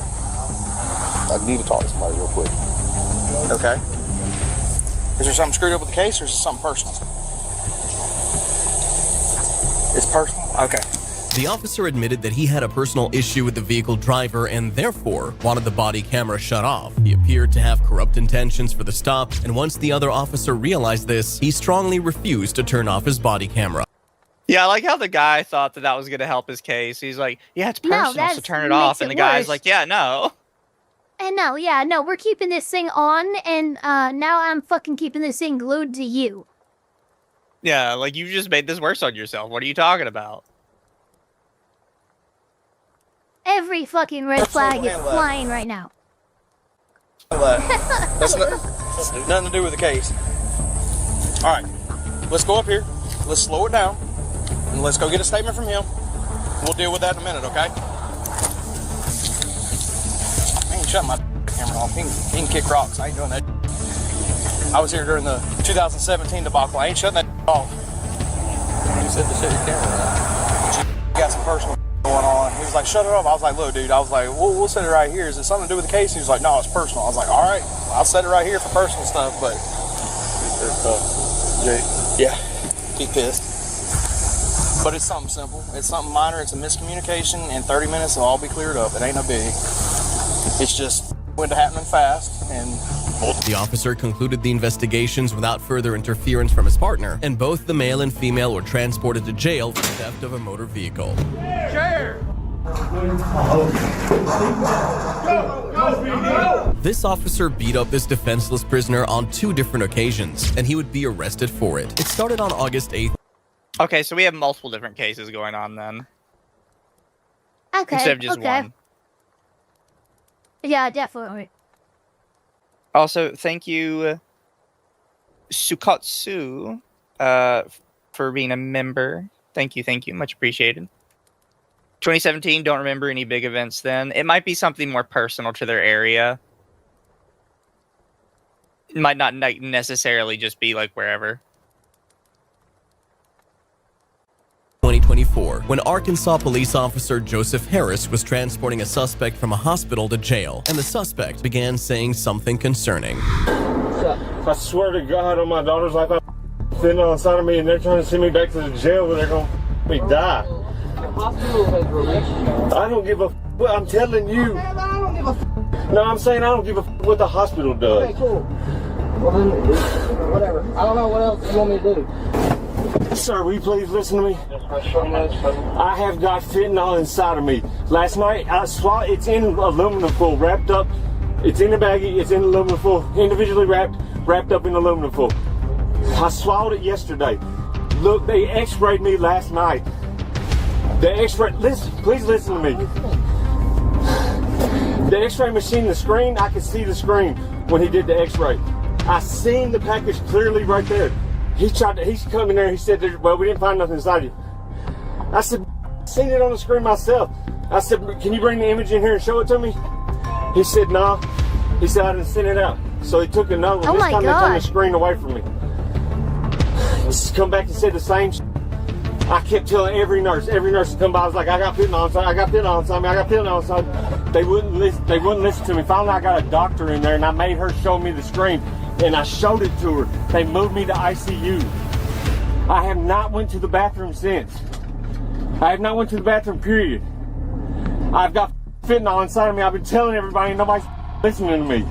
There were no reports from the hospital regarding the suspect's claims, but as more minutes passed, his actions became more and more desperate. And do we think he's telling the truth? What do you think? It's weird because it really, I guess it just depends on what's going to happen next. Right now, I'm kind of leaning towards he might be telling the truth, but it's not enough to go on. Yeah. You know, the hospital just cleared you. You tell me there's a multi-industrial conspiracy involving the cops in the hospital and transporting fentanyl through you? What the fuck are we talking about? lead to something catastrophic. On my daughter's life, and the only thing I love in this world is her. I've got fentanyl inside of me. On this camera, I've got fentanyl inside of me, so when I die in the jail, it's y'all's fault.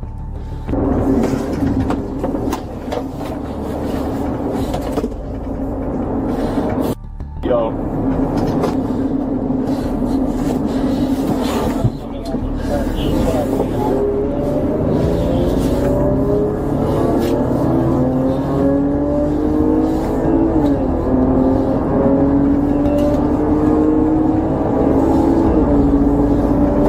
What are you gonna do, wreck me?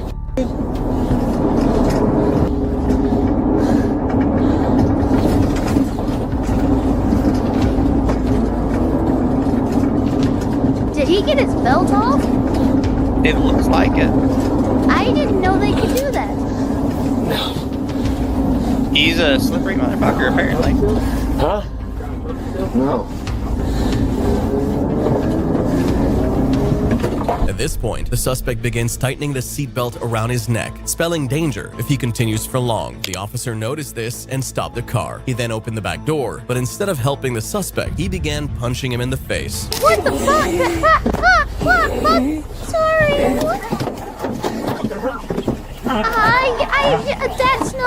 That's not where we go.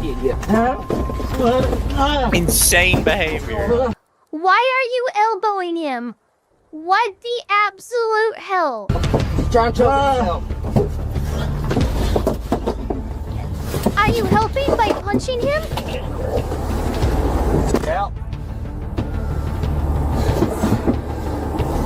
You alright?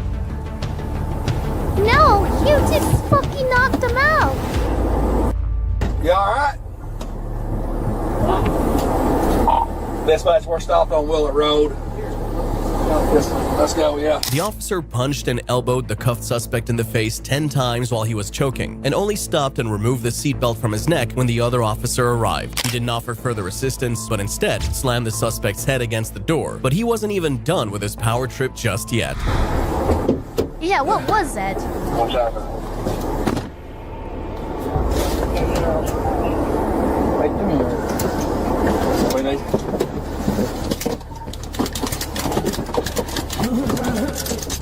Oh, ow! What are you doing?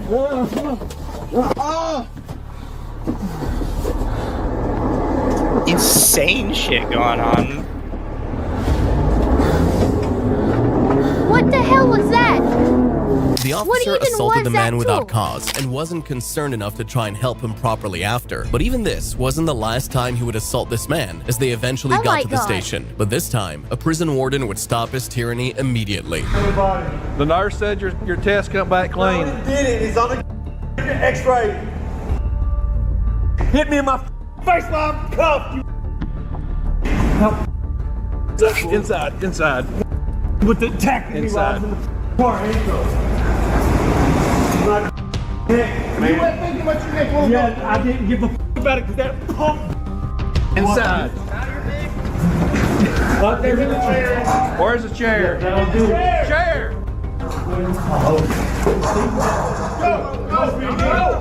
Go. Calm down, brother. He attacked me in the back of the car. You don't want to catch no more charges, man. You got to know. Look at my face, man. I know.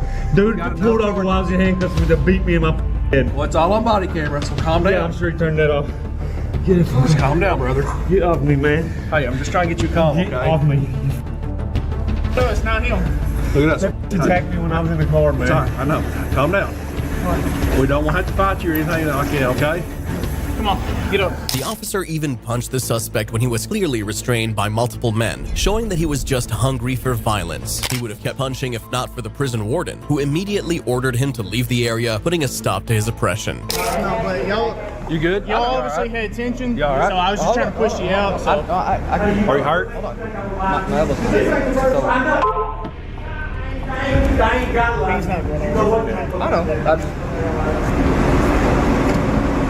What, trying to start another? No. Not trying to, like, only reason I had to punch him was because he was trying to... I know. What I'm saying is... What does that mean? How does that make any sense? I'm trying to help out. And with him coming at me, that's the only reason I... Absolute nonsense. You know, he was trying to strangle himself, so I had to punch him 10 times in the face. That math doesn't math, even for a fucking meathead jock. What the hell are you talking about? Hey, you didn't have any other solutions? I just wanted to come and tell you we're good. That's pushing you back because my mic's got. Are you okay? Is your hand all right? The officer tried to disguise his criminal acts, but there was really no hiding it. Interestingly, Officer Harris had been suspended 2 years ago for using excessive force and is also a defendant in a wrongful death lawsuit filed 2 months before this incident, where a prison inmate was found dead in a county jail. The day after this incident, Officer Harris was fired from the police department and his police chief contacted the FBI. Look, I'm not gonna lie. Maybe not the first offense, but like 2 or 3 fucking instances of using excessive force, you should be permanently barred from any law enforcement agency nationwide. Oh, 100%. Like, are you like, what are we doing here? About the incident and asked the state to decertify Harris as a police officer, ensuring that Harris would no longer work as a police officer anywhere else in the U.S. It's just your decision to make. You could bring me to jail? I don't know. This on-duty officer was caught driving while intoxicated, and his partners would stop him from hurting anyone and ultimately end his career. Not to do the uncomfortable thing, right? Just turn around. If you're enjoying this video, please like and subscribe. It started on September 3rd, 2025, when San Antonio police officers requested a DWI police unit after noticing that one of their colleagues drove into the police station while apparently intoxicated. His name? Okay, well, you know, I'm gonna give this entire precinct serious kudos because they could have just locked him in a room or had him at desk duty all day and just kind of ignored the fact that this happened. So that's cool that they actually know. Let's call the DWI people. Officer, with the DWI unit. How you doing? They've got more stuff they're working on right now. Authority of the chief's office. So he's just going to talk to you a little bit here. Just listen to what he's got to say, and we'll go from there. Okay. Okay. At first, I'm just going to read you your rights. Okay. Before you ask any questions, it is my duty as a police officer to advise you of your rights and warning the consequences of waiving these rights. You have the right to remain silent. You do not make a statement oral or written to anyone. Any statement that you make will be used as evidence against you in a court of law at your trial. You have the right to have a lawyer present to advise you in a court of law at your trial. You may have your own lawyer present, or if you don't have a court lawyer, the court will appoint a lawyer free of charge and at any time you want. If you decide to talk to anyone, you can stop talking to them anytime you want. The above rights and continued rights may be heard by any stage of proceedings. Understand these rights as I read them to you. Yes. Okay. Would you be willing to submit this field sobriety test? A field sobriety test? Yes, sir. A standardized field sobriety test. Would you be willing to submit to it? I wasn't driving.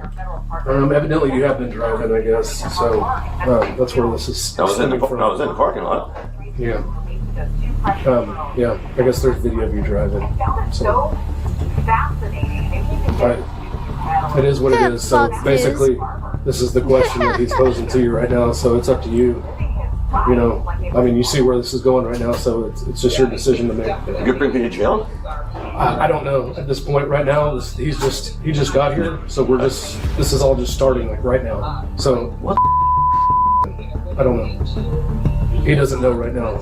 I just need to evaluate you. Fairly quickly, it seemed, and moved to another state. So who knows? Well, if I refuse, I go to jail. I don't know. Yeah. We'll find out. Yeah, Sooks, you know that much of the law, right? But you didn't know you shouldn't drive to work drunk. Nobody wants to be here.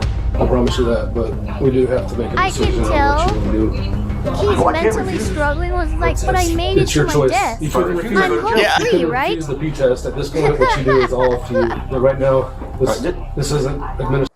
Also, yes, every time it is a different person. There are multiple cases looped in here. Yeah, this is our third case right now.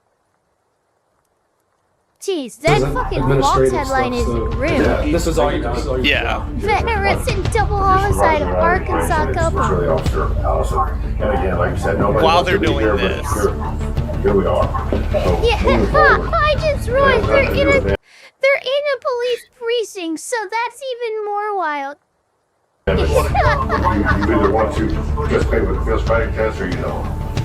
But it's not a supervisory issue at this point. No, I've already got ratted out. Rats. Are we gonna do this, Paul? Or Yeah, I guess we'll do. I mean, what am I gonna do? That's your decision. Yeah. I got no choice. So, go follow your sergeant. all right. Officer Paul, who had been in the department for 18 years, was clearly intoxicated and was fully aware of this, hence his hesitation in taking the tests. He likely thought his alcohol level didn't impair him, but the tests would be the deciding factor.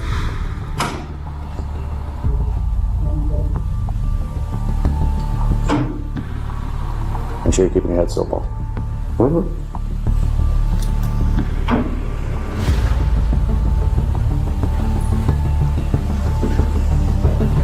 And once you start, you cannot stop. Do you have any questions for me? No? Yeah. Okay, so whenever you're ready, you may begin. 1, 2, 3, 4, 5, 6, 7, 8, 9. 9 back. As I instructed, sir. 1, 2, 3, 4, 5, 6, 7, 8, 9. Okay. 1007, 1008, 1009, 1010, 1011, 1012, 1013, 1014, 1015, 1016, 1017, 1018, 1019, 1020. Okay, go ahead and stop. All right. Next thing I'm asking you to do, feet together, arms by your side. Yes, sir. Just like that. What's your highest level of education you've done? Some college. Some college? Okay. So you know the alphabet, you know the numbers, everything like that. Yes. Okay. Could you, without counting or without saying the song, the alphabet song, could you say the alphabet from C to P? Backwards? No, just C to P. C to P? Yes, sir. C and the alphabet to P. C, D, E, F, G, H, I, J, K, L, M, N, O, P. Okay. And could you count backwards from... I'm not gonna lie, every time they do like this, say the alphabet test, I genuinely feel like I would fail it. The backwards alphabet test, I would probably fail. The forward one, if I'm not allowed to like start from A, I'm probably failing it. Because they're gonna see me like immediately do it in my head. I just did A and B in my head and then started from C. Yeah. 54 to 41. Sparky, 54, give it the 2. 53, 52, 51, 49, 48, 47, 46, 45, 44. Okay, thank you. Okay, I'm gonna have to do the uncomfortable thing, right? Just turn around. Officer Paul was taken into custody Yes, and his failed it. blood alcohol content was tested to be over 0.15, Holy nearly shit. double the legal limit. During a search of his police cruiser, Just police a little found an drunk. open beer container in the center console and a cooler filled with unopened beer. He was placed on administrative Wow. duty while the department worked on his termination He's been proceedings to doing get him. this for a hot minute. He had a fucking cooler in the back of his cruiser full of fucking cold brews. Are you kidding me right now? Holy Fine. Yeah. shit. I don't own no slaves. My folks didn't own no slaves. These two police officers didn't know this body cam was on, and they would... What? Did an NPC from Red Dead Redemption 2 break out of the I ain't Matrix? own no What slaves. the fuck I did ain't know that nobody was that owned no wild. slaves. That was actually wild. Hell yeah. Who the fuck starts a conversation like that? I just sat down. openly show how racist they were. Possibly There the are context people of that. there to protest the protesters and keep the protesters in line. And they're all white people, and they look like be a bunch of rednecks, and they all got guns on. It started on June 14th, 2020, when Hamilton Oh, Police Chief Gene okay. Allman and a patrolman, John Brooks, were preparing for a Black Lives Matter rally in Georgia. Neither of these two officers knew that this body camera was on, and they would go on to say something that would cost them their jobs. Gotta be real careful, because what I did is I turned the power on, and then flip it over, and then I turned it all the way so that it's on, but you gotta manually do it, because if you put it on the other one, it's voice activated. The minute you say something, it'll start. Which it probably won't work no way, but somebody starts to climb up there, can't you or neither me or you climb up there to get them down. And if they're climbing up there and you fucking tase them and they fall off and hit their head, kill themselves, then you know we're fucked. Yeah, that's so. Okay. Hey. So I mean, I don't know what you do if you had the fire truck, you know, and hosed them off and they fell and hit their head, it'd be the same thing. There you go. But then, you know, if they get up there and the thing falls over on them and kills them, they'll be saying, well, why didn't you get him down? Did you see anybody on the square when you... No. Well... Suit me if nobody showed up. Yeah. Well, let me tell you, I've seen 2 videos and I heard, you know who Dan Bongino is? No, I don't. He's on Fox News all the time. He used to be Secret Service. Yeah. He said, you know, what they're saying now is, well, he didn't have to shoot him. It's just a taser. Then how come when you tase a it's like you done 27 times? The guy's running. He's got the taser in his hand, and you see him, and he turns, and you see him fire the taser at the officer. Get his gun and Yeah. Yes. Or what if one of them projectiles would have struck him in the eye? Yeah. The act of him firing that taser at an officer is an aggravated assault because he has not been trained in the proper use. An officer, if I go to tase somebody, I know to shoot low. I know what to do. He doesn't know. That's right. That's exactly right. That's what I said. The officers expressed their annoyance about interactions with black people, referring to them with the N-word. At this time, they were waiting on the BLM protesters and weren't on any calls. However, when a call for service came while they were free, they did something shocking. Gun alarm, you're on. Agent out to domestic, 7996, Highway 116, 7996, Highway 116. It's going to be a 21-year-old male talking out of his head. He also has a gun. Also got what? A gun. 79. Where's it at? 7996? That ain't in Hamilton. No. Because Roberts is 13. Well, no, that ain't in Hamilton. Hamilton 2 dispatch. Yeah. Hamilton 2. Okay, we'll be en route if you need us, but I don't believe the 7900 block is going to be in the city.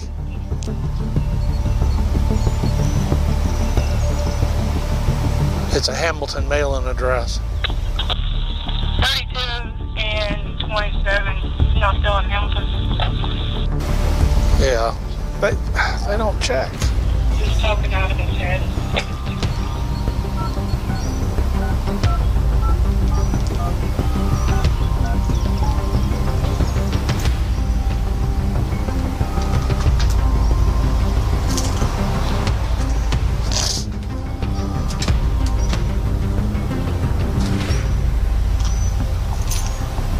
Hey, sweetie, this is Hamilton 1. I'm 10-8, and we're probably going to be tied up with that protest that's supposed to start in a few minutes. I just thought I'd let you know. Okay? Thank you. Bye. I mean, if we have there and there's nothing to it, and it's just, some little call, I mean, yeah, we can answer it, but we can't. We can't get nothing that's going to tie us up. No.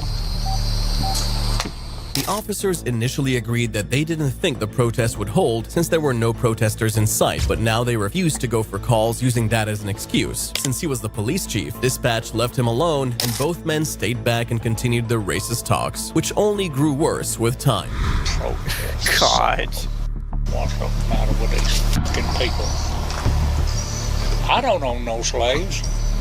My folks didn't own no slaves. Hey, what are we talking about? 200 fucking years ago? I don't know if this has any merit back in the slave times.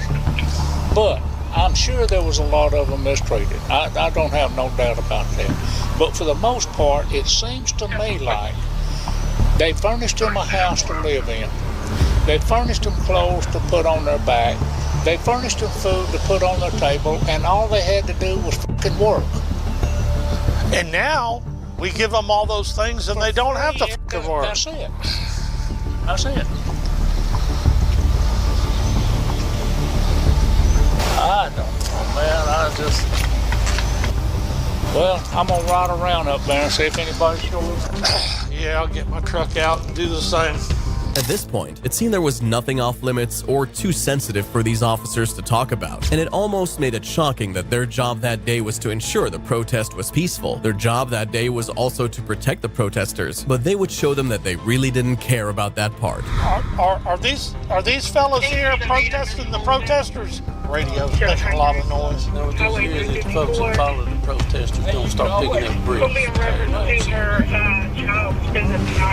Well, Call them racist. You can't call them wrong, though. You saw on Facebook that they made mention about tearing down that statue on the square. Yeah, well, that's why these guys are here, and I'm sort of we're glad to see them. All right, man. Appreciate y'all being here. Appreciate y'all being here. Have a great day. Appreciate it. You see that the folks with the truck with the flag on it are armed, and they are there to make sure that the protesters don't get out of hand. Saw one of my lodge brothers And I rolled down the window and I told them, I said, we're glad to see y'all here. What? As of now, there are no protesters. What do you mean? There are no protesters.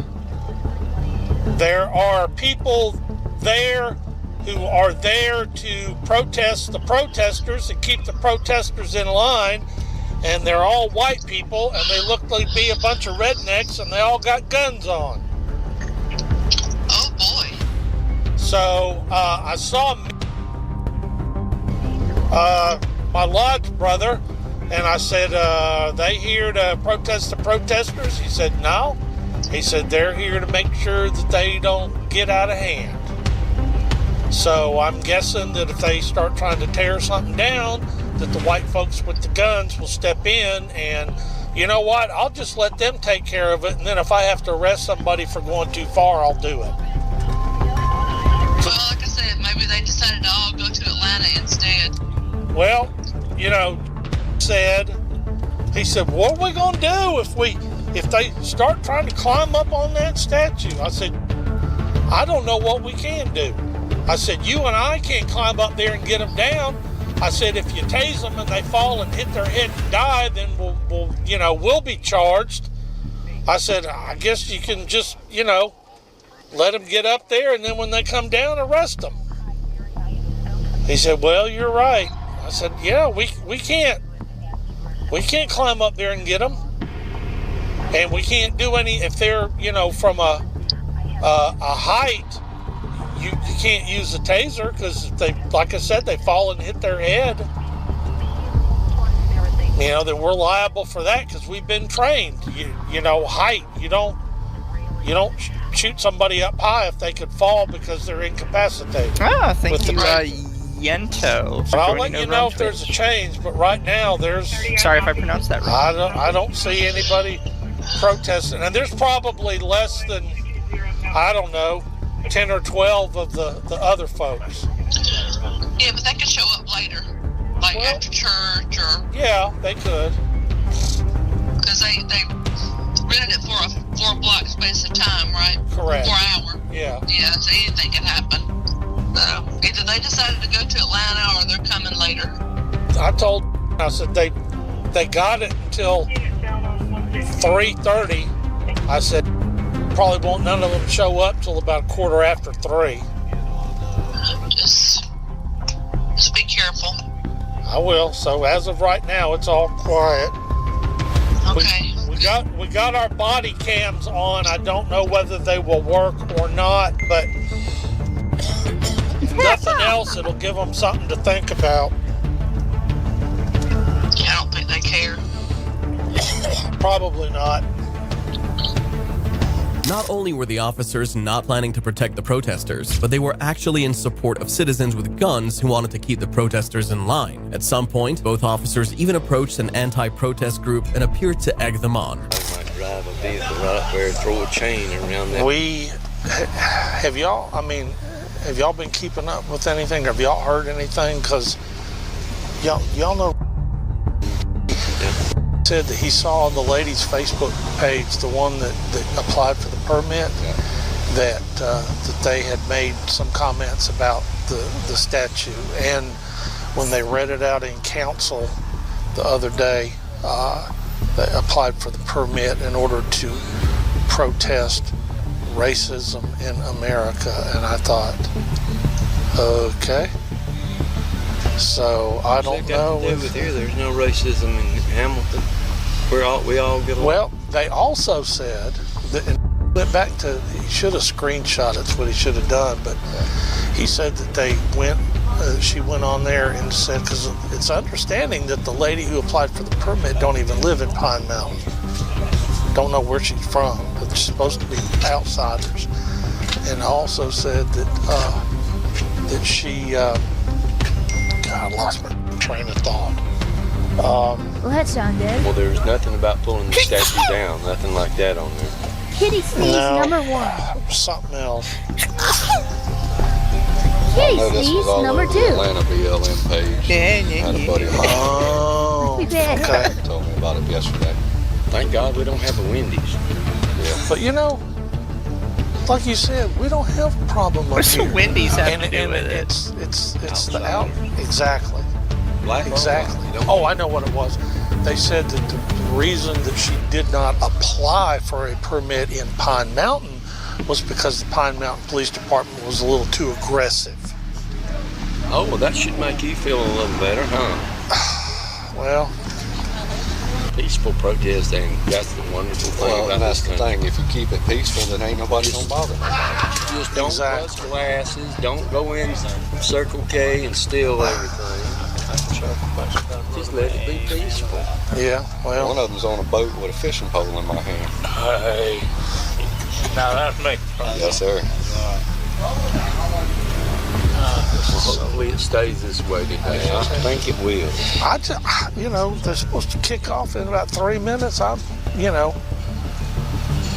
After the officer's body camera was released, the city council gave both the police chief and the patrolman an ultimatum to either resign or be fired. The police chief resigned and the patrolman was terminated. And eventually, both officers were decertified for conduct unbecoming, meaning they can't be police officers anymore. The BLM protesters were left to defend themselves at the end of the day.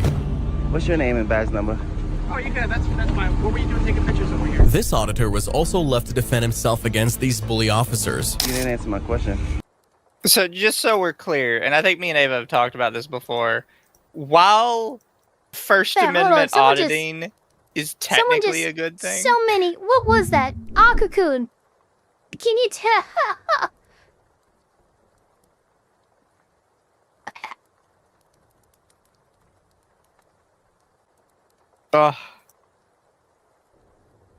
What was Akakun doing? Sorry about that. Well, no. Somebody gave me a huge... 20 gifted memberships. Thank you so much. To the counterman for the 20 gifted memberships. All the gifted. 500 things started happening all at once. Thank you for the 5 Nasko Nikolov. Bless you and bless you again. You sound cute when you sneeze. That was actually Mizu, not me. Sorry about that. A whole bunch of stuff happened all at once. Papa Elfpire was walking in after me stuff. No, you're good. Yeah, but thank you for the 20 gifted membership, and thank you for the €250.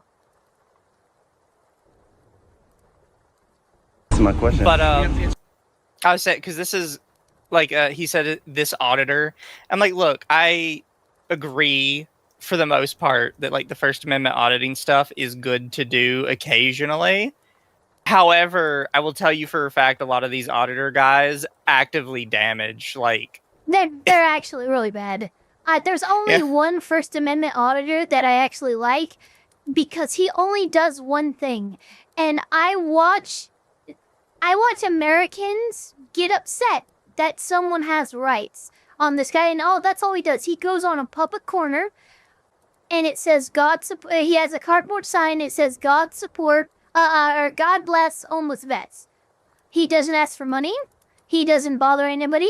He just stands there on a corner in decent clothing with a sign. That's all he does. You would not believe the number of people who come up to him, try to start fights for him, take from him, call the cops on him. It's like, wow, you guys really just... People need to understand the law a lot more. That's a good First Amendment auditor. The bad ones are the people who, walk into a library. Well, this is a public space. I can film here. No, dude, what are you doing? Super annoying. My question too, okay? I asked you first. And he did so with exceptional class. All right. God bless you, man. Take care. It began when workers inside a post office called the police when they saw an auditor photographing from outside the building. Hey, how are you? I didn't hear you. Awesome. As a police, you take pictures of the post office? Or? Papa Elfpire has shown me this exact video. Really? Any particular reason, or? Do I need a reason? No, you don't need a reason, but what's up, bud? Here's the piece of shit. What's your name and badge number?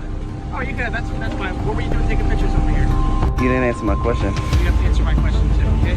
I actually You're being put. recorded. We're being officer. Okay? Okay, so what were we taking pictures of? I'm sorry? We're just curious. We got a couple of calls that you're taking pictures in the area. Okay. Any particular reason you taking the pictures or not? Is there a reason why you're recording? Yes, because that's part of our procedure. Oh. Okay. So that's fine. So any reason you take pictures, the quicker we can get out of here. Do I need a reason? Yeah, you need a reason. Any reason you were photographing? There's a reason for everything. Okay, so what's your reason? Do I need a reason? Yes, it explains to you. Do you have ID with you, sir? For what? So I can identify you. What crime do you suspect me of committing? I don't know. You're not helping me answer questions, so I don't know if you did a crime or didn't do a crime. So why are you asking me for ID? Because I'm trying to figure out what's going on here. Yeah, I forgot this guy.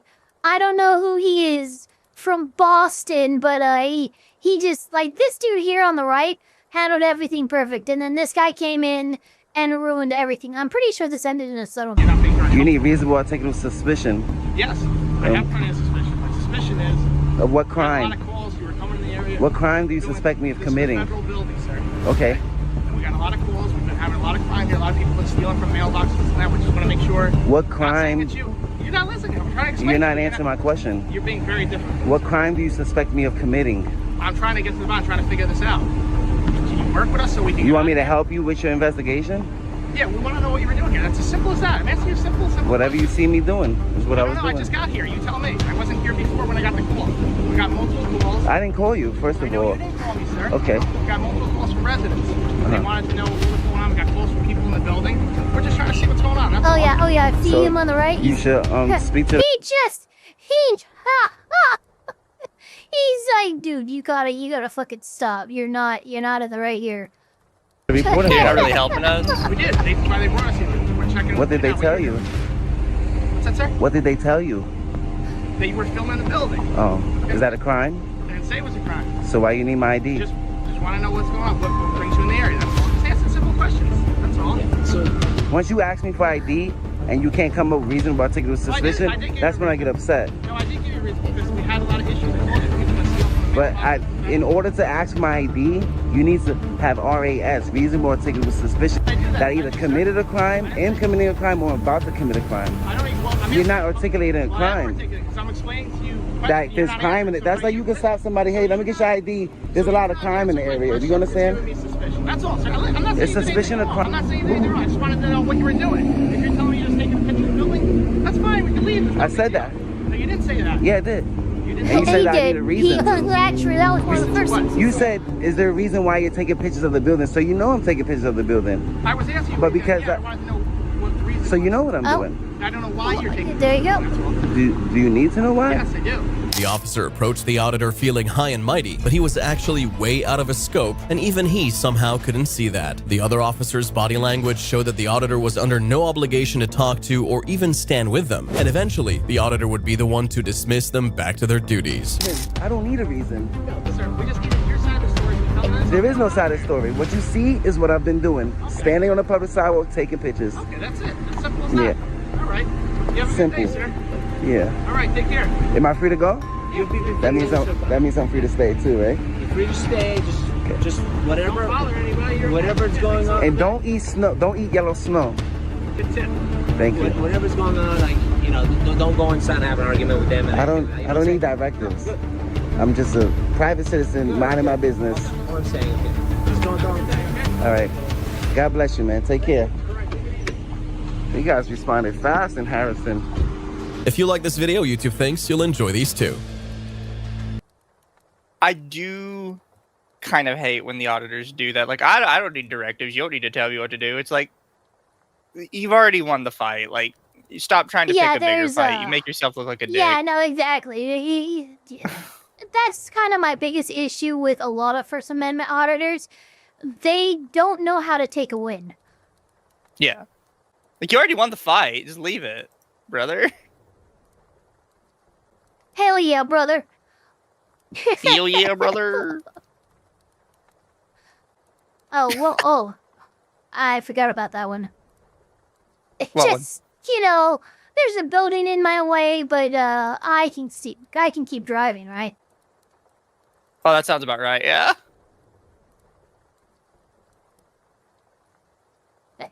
Alta Beauty. yeah, there it is. Right off the bat. Just immediately, I had to go back. That was amazing. I Also, there's gonna be more, obviously, but goddamn, bro. Also, you hear what he says. She crashed into an Ulta Beauty, which they kind of deserve it. So. They do. They do. You know what? No crime committed. Ulta Beauty. She just crashed into Ulta. God damn. Oh, there she. Oh. Hello. Did you just drive over the train tracks? No, we've been sitting right here. Y'all just pulled past us and rode past. Yeah. I mean, we got a description for a white SUV that drove over the train tracks. And you have a flat tire. Yeah, we got a flat tire now because we just tried to pull over, but that was not us that pulled over. Whereabouts are you coming from? Whereabouts are you coming from? I got it. Hey, babe, I gotta pee, and we just tried to pull over, and we got pulled over. We're going to be out with that possible vehicle, Washington, in a second. I have a plate for you when you're ready. Just be advised, it does have a flat. They're trying to say we sped off at the train tracks. Ma'am, it's kind of like a yes or no. Uh-huh. It's kind of a yes or no. Did you drive over the train? Did you drive on the train? No, I didn't drive over the train tracks, but I did slow down and put my brakes on so we could park right here to go in to pee. No, I get you there, but... No, I did not. Let me finish. Why are you getting so aggressive? I'm asking. I'm not gonna lie. A parking garage that nice will probably have a bathroom in it. Yeah. And you're sitting up here asking me the same question over and over, and I'm kind of... You're not answering me. I'm intimidated. You're intimidated? Yeah. By me asking if you drove... You can't look at me with that deadpan of an expression and tell me that you're intimidated. I am... Officer, I'm intimidated. Out of my... I'm out of my mind in fear right now. Can't you see my face? Cross the train because tracks? I already answered the question. I sat up here and I pulled over. Okay, well you got a flat tire, and you also... We had a flat tire before you pulled over the train tracks. And you also have all this grass on the front end of your car. We pulled over before we got even across the train tracks. Let me rephrase this question for you. Were you at 4th and Center in front of Little Bros, that little burger place? You weren't there? 4th and Center? Yeah. No. Okay. How'd you get the flat? We got the flat before we even crossed the train tracks. Hey, mans, when did you get the flat? Probably. Listen, man, I want you guys to get home safe. I hear you, bro. I'm just trying to figure this out, man. We got a BOL for a white SUV with that drove on the train tracks, man. So when did you guys get the flat, bro? I've been on the radio. Where are you guys coming from, then? Here. Where's here? We parked here. Yeah, where are you coming from? You want to answer that? Because I don't have time to have this. Hey, Plitz, are you good for a sec? I don't have time to answer that question. Yeah. Front driver side's flat. She said that. Look, I'm gonna tell you right now, you don't have time to not answer the question. Yeah. They didn't drive on the train track. They said they noticed it was popped, so they just pulled over here. Hey, bro, just roll down the window. Yeah, just roll down. Appreciate you. Yeah. Were you trying to show me something? Oh no. Shelby, thank you so much for the raise. I'm like literally ordering. Welcome, Raiders. She hit the train tracks, bro. Be honest with us, man. You can be straight with us, bro. They stopped us right here. A guy in passenger seat says he doesn't remember when she said she never once drove on a train track. That was amazing. I gotta go back. Just the way he didn't say anything, but he let the officer know. Hold on. Here we go. Here we go. Be honest with us, man. You can be straight with us, bro.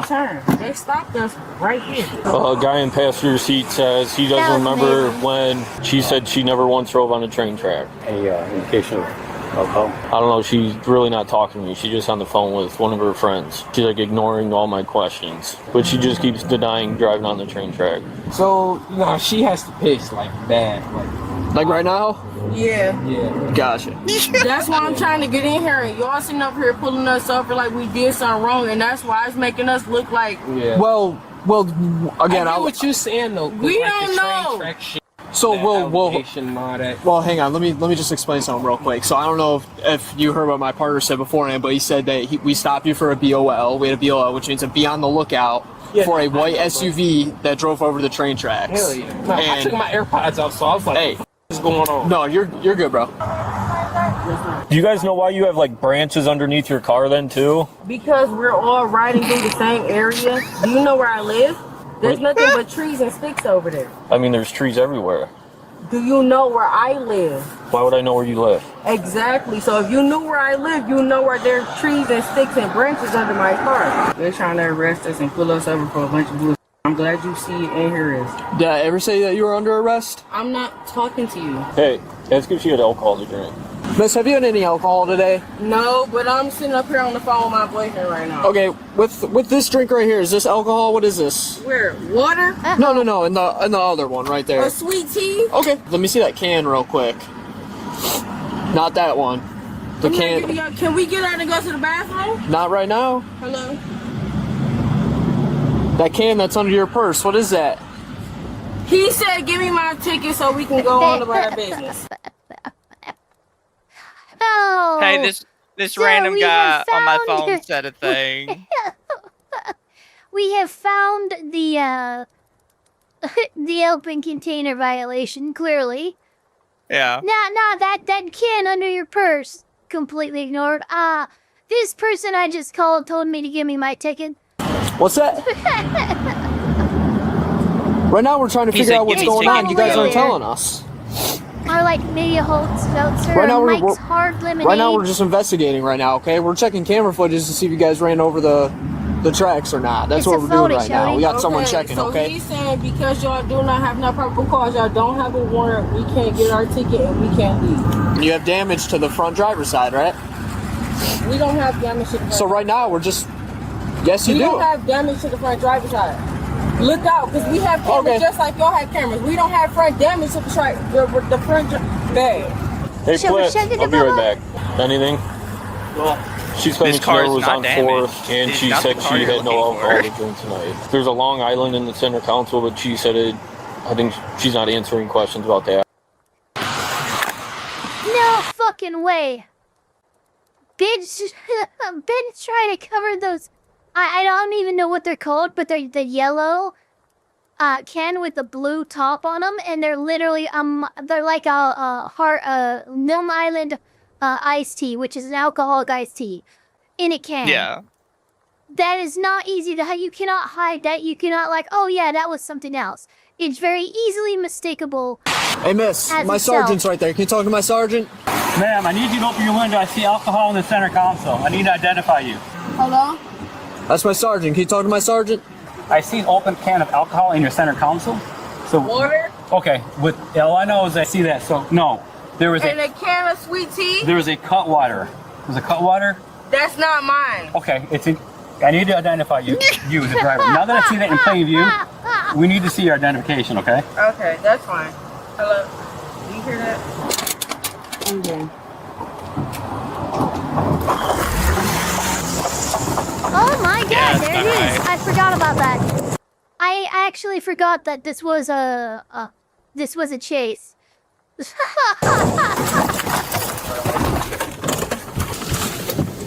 3 from 7, that vehicle's taken off. Wow, Let's go northbound she Washington got through late. the red light. But doesn't she have a blown tire? Speeds of 56 and increasing. Still northbound Washington, just past University. I'm sure it'll go great for her, Ava. She knows what she's doing. It's a bold strategy, Sean. Let's see how it plays out. Turning into the middle school right now. Oh no.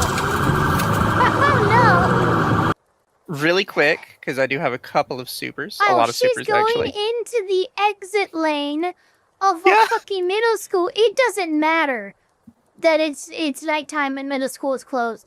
They have events and stuff like that at night. This is so much bad. Mega dangerous. Thank you, Internet Zen says I was in the parking lot. Sir, low-key insinuating you have a bottle of hooch in your car and you drank it before entering the building is not helping the case. That is on the last one. I hit the wrong button. I'm stupid. Thank you, Toa. The without the song bit is important because songs are processed in different part of the brain. There are cases of stroke victims that can't speak but can still sing just fine. Yep. I did not know about that. You taught me something new today. I nearly tripped over my own feet while walking when I heard that opening segment. What the hell? That was in relation to the last one where the cops opened with, I'm not related to any slaves. I don't own any slaves. That was crazy. I'm sorry, but the biggest load of BS to fire them. Protect the protesters. Cops are there to keep the peace between groups, not protect one side or the other. Screw that city council. True.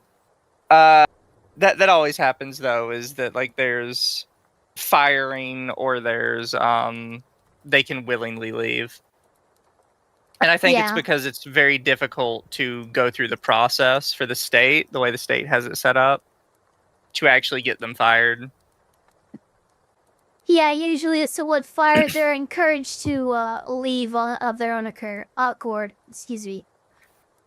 And then thank you, Toa. Makes me wonder, ever heard of Robin Hooding up in New Hampshire? Activists would front-run meter maids, putting quarters in the expired parking meters? I don't understand what that would do. Oh, yeah, I do remember that. And they tried to make it illegal, and it was really fucked. What does it do? These guys are going around, and what they were doing, it's not just in the state that the chatter mentioned, but in a couple other states as well. These guys would go over and they would go to expired parking meters and they would put more change into the meter. That way the person wouldn't get a ticket. And this made some city councils and stuff quite angry, and they tried to make it like a law. Like, no, you can't, that's considered tampering with a parking meter because you're not the person who's supposed to be filling the meter. The reason why it was is because these guys were directly responsible for like a huge reduction in revenue in terms of like parking tickets and stuff. And the corrupt politicians kind of showed their hand when they showed that, oh yeah, we don't want you to actually use the parking meters. We want to give you the tickets for not using the meters. That's wild. It's wild behavior. And then thank you, Artemis. Where we're going, we don't need tires. Looks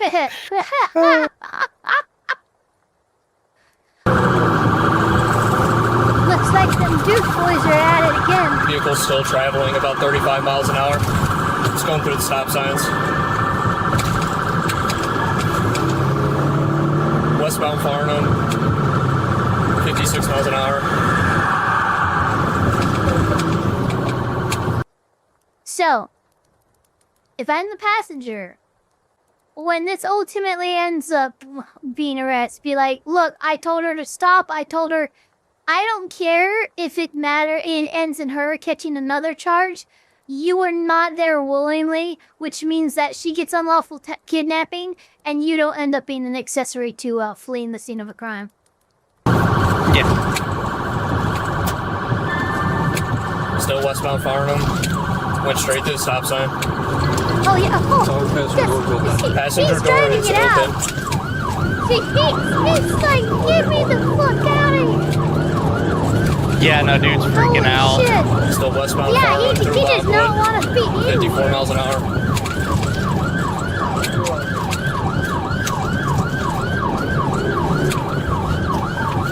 Vehicle almost ran through a whole leaf pop. Still westbound Farnham, Maple Grove.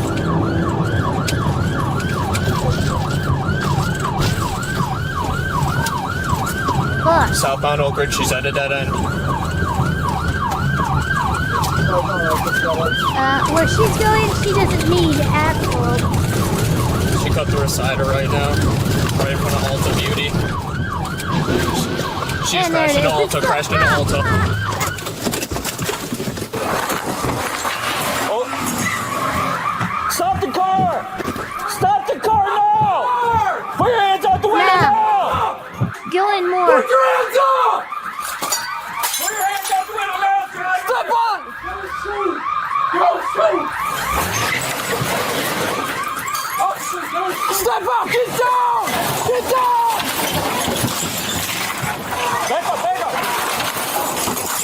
my god, she's actually crazy. Stop the car! Poor dude, like, I knew she was crazy. I didn't know she was this crazy. Stop it!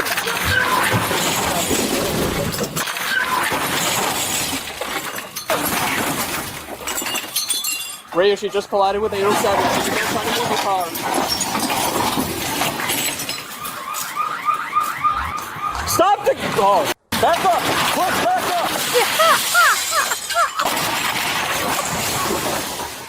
Oh my god!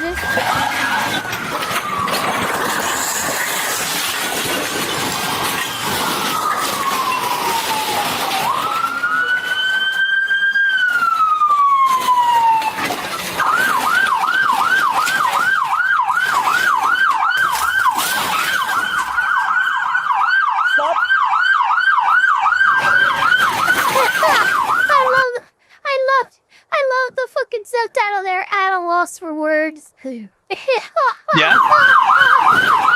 No, understandable. Back up! Sarge, back up! Back up!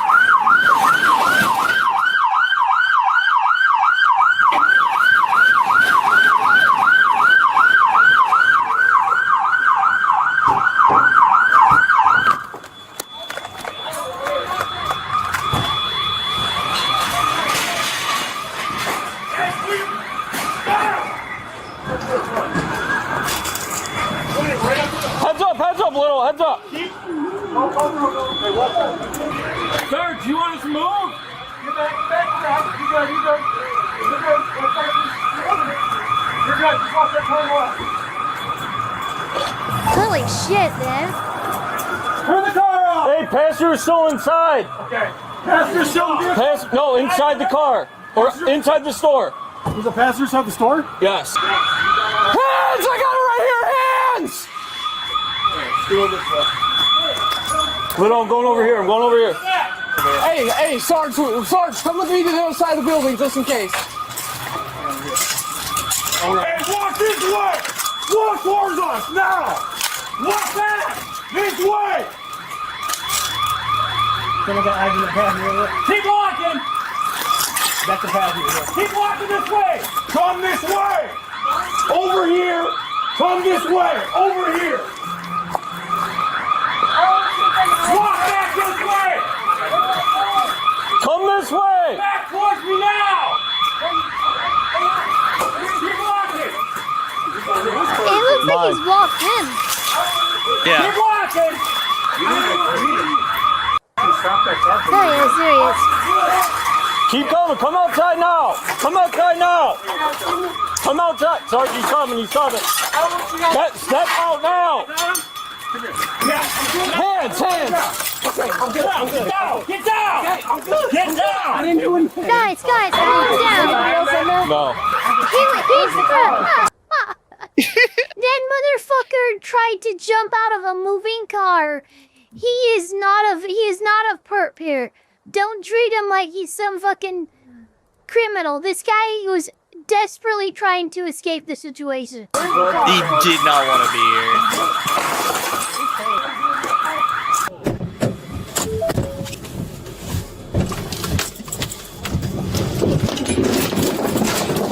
I don't know if that was necessary. It's always necessary. I'm going over here.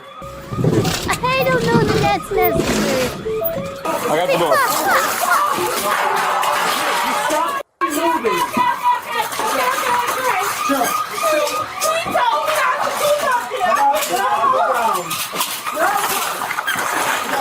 Well, that's good news for him. Move this way.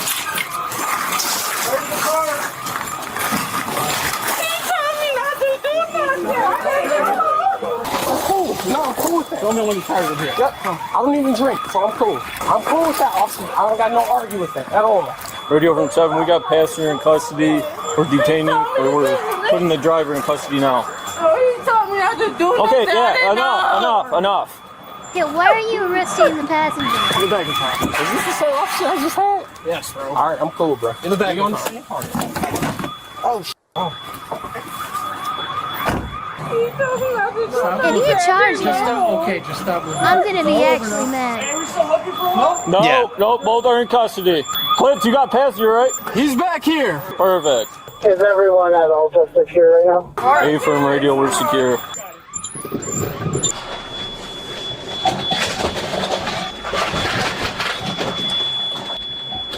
Why did you ever go in there? That was so pointless. Yeah.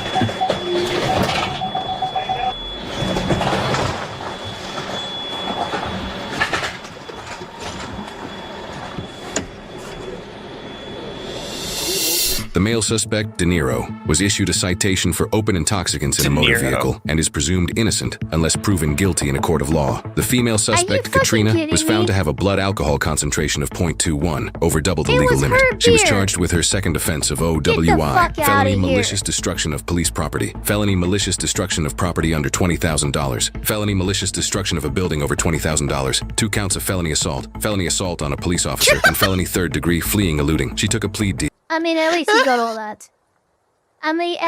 all that. But get the fuck out. De Niro does not deserve charges of any kind. That Free was my boy De clearly Niro. her fucking... Yeah, free De Niro, man. Dude, I saw the passenger door open when they're going 55s.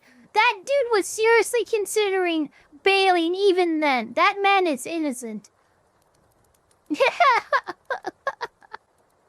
Her list of charges though, Yeah, that's crazy. Malicious destruction of police property, destruction in less than 20,000, and malicious destruction of more than 20,000. Absolutely. 2 hits on assault on police officer, 3rd-degree felony of fleeing and eluding. Yeah, just going down the list with her. The less than 20K was everything in the stores. I mean, it is an Ulta though. I mean, I feel like she did more than 20,000 in damage in there. Oh, 100%. Those places are expensive, bro. They are. They're so fucking much. Those stereotypes were harmed. Don't know about laws like that, but I guess having alcohol even as the passenger is a felony. Laws are weird. Yeah, but if it's not your alcohol, if it's not your drink, no, you're not gonna charge me for what somebody else in the fucking car does. I swear to God, I will fight that to the Supreme Court. Fuck you, you're not charging me for that. Well, because all you really have to say is, I wasn't the one driving, and what's your proof that it was mine?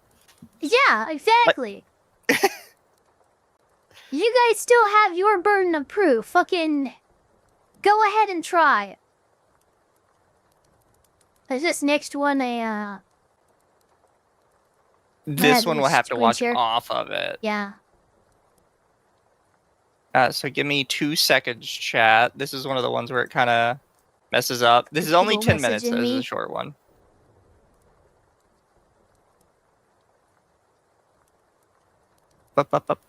Share screen.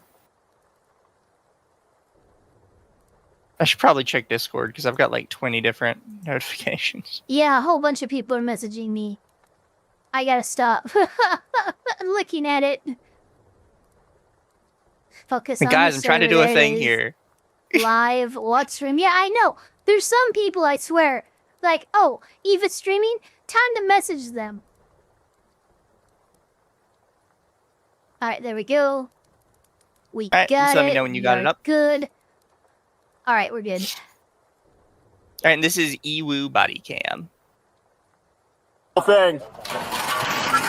When deputies arrive to serve an eviction notice at one man's home, what follows is unlike anything they could have anticipated. In January of 2026, deputies from the Thurston County Sheriff's Office are dispatched to carry out a court-ordered eviction at a duplex in Thurston County, Washington.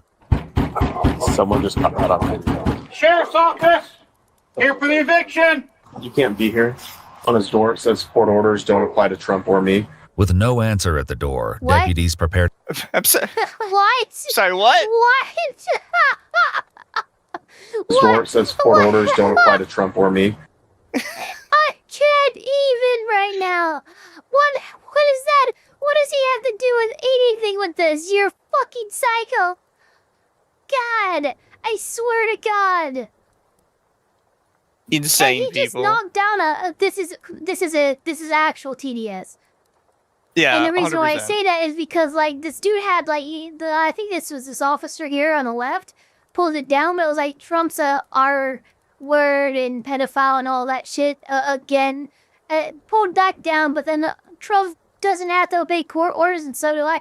Who are you? You're not him, man. This is so dumb. You're not that guy. Yeah, you're not that guy. You're not that fucking guy. And yeah, this is TDS. Believe it or not, I don't think this is a Trump supporter. I'm pretty sure from the sign we saw earlier, this is a TDS dude. Yeah. With no answer at the door, deputies prepare to enter the home to carry out the eviction. But before they can, there's one concern they can't ignore. Well, we're gonna have to deal with that dog. The dog just peeked his head in the corner. Oh, there's a dog in there? Did you see it? Yeah. Oh. It's a What kind of dog? Oh, shit. Oh, boy. Deputies approach a neighbor to ask about the man they're there to evict, 56-year-old Brian Helton. Since Brian no longer has a car, the neighbor isn't sure if he's home. The deputies then ask about the dog on the property. Is it nice? That is a Or is he picture. going to bite us? He's okay. He's okay? He likes to jump. He likes to jump, but he won't bite? Yeah. Okay. Unable to gain entry with the landlord's key, they attempt to force the front door open and secure the dog. Oh. Oh, come on. Better than that. Dude, this guy sucks. After several Come on. unsuccessful kicks, they back away to reassess. That's when one deputy makes a crucial observation. If that dog is not sitting here barking at us, he's obviously in there. Brian, this is the Thurston County Sheriff's Office. I need you to exit the residence with nothing in your hands. Deputies repeatedly attempt to reach Brian by phone, hoping to convince him to leave peacefully, but get no answer. Brian, Sheriff's Office. Need to come to the front door. Here for an eviction. Soon after, Brian calls the deputy back from inside the house. As the conversation unfolds, it becomes apparent that his intentions may be taking a dark turn. Can I talk to you animal services? They're right here. Are you still there? Just doing this.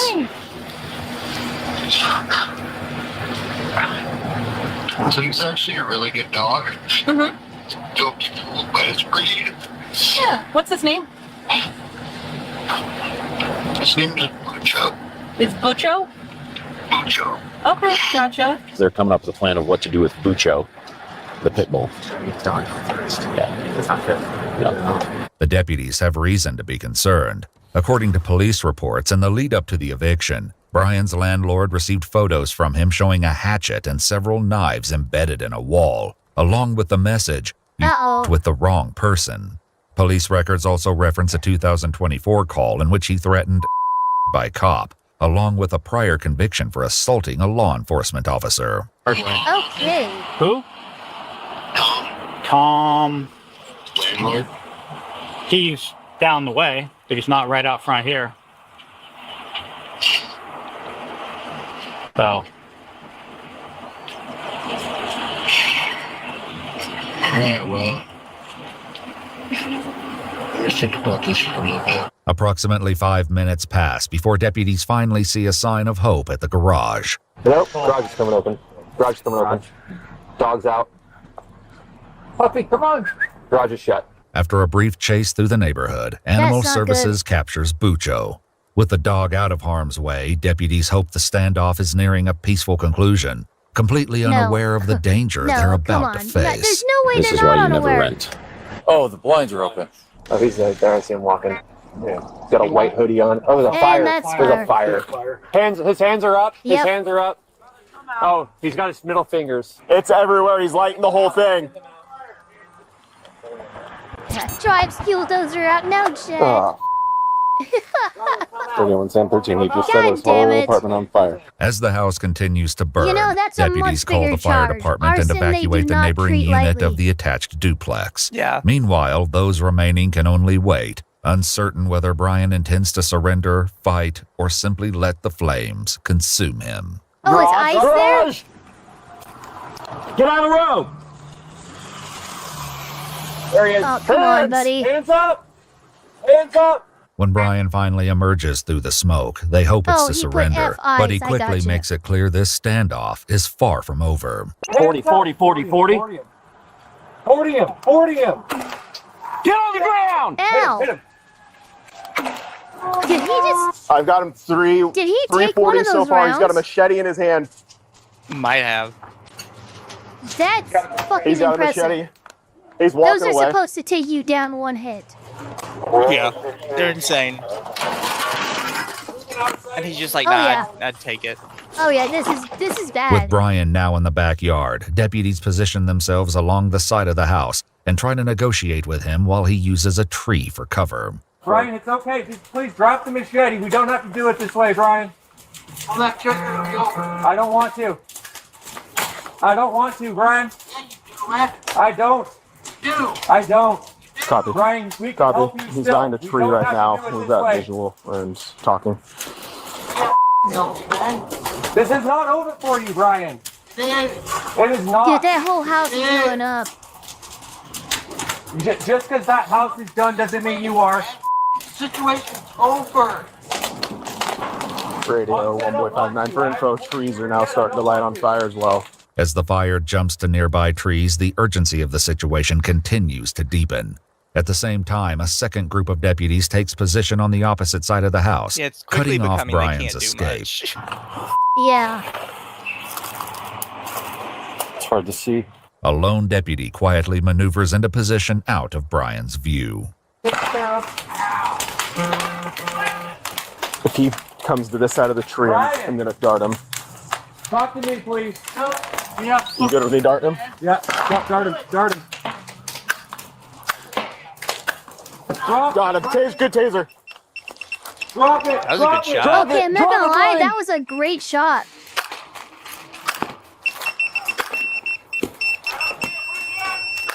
Taser. It's not working though. Drop the machete, Brian. I'm out of tasers. I want you to drop the machete. Do it now. Come on, brother. Come on, Brian. Come on, we don't do it this way. I'll switch you.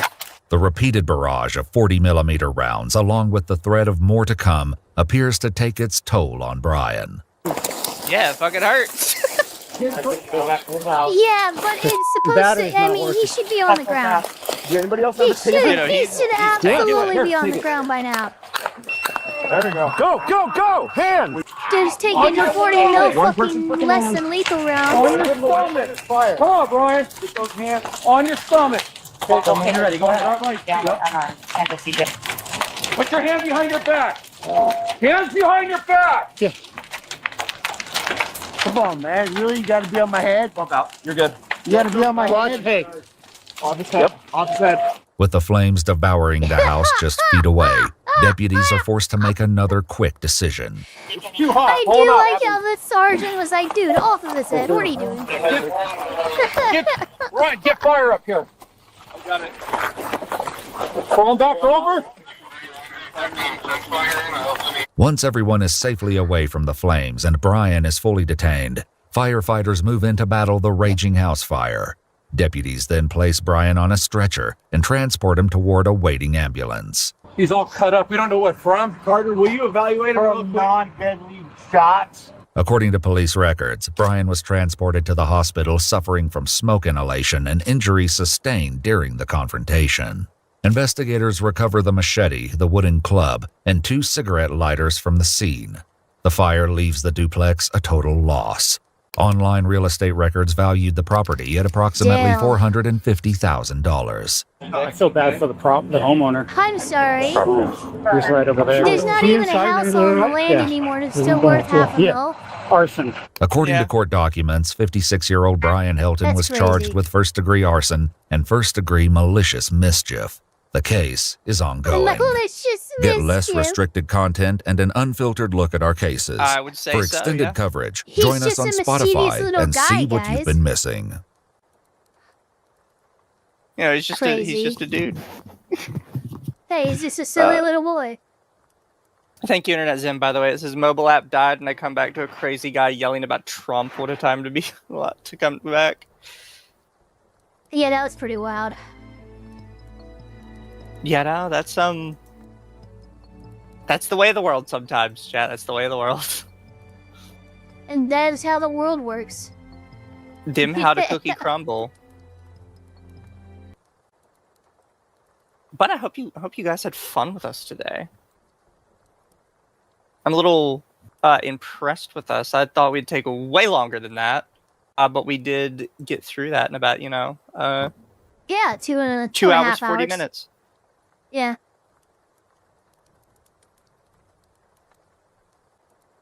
And I will be back tonight, chat, to open up cards. I know not everybody is interested in that, so you're free to come by or not, however you feel about it.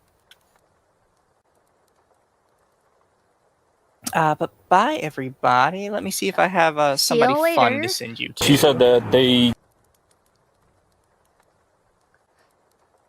Ba-ba-ba-ba. Oh shit, what? Akko streaming. We'll just I send was you to Akko. already demonetized on this channel. I mean, not channel, Sorry, what? video. I was already given the yellow, $, and I don't know why. Well, chat, I'll send you guys to MommaOcco, and I will check on mine later. Although if Ava got hit, I probably got hit too. Yeah, I'm gonna have to see why. And I'll also send you guys to Oko. Bye, everybody. Be good. Goodbye, everybody. Have a wonderful day.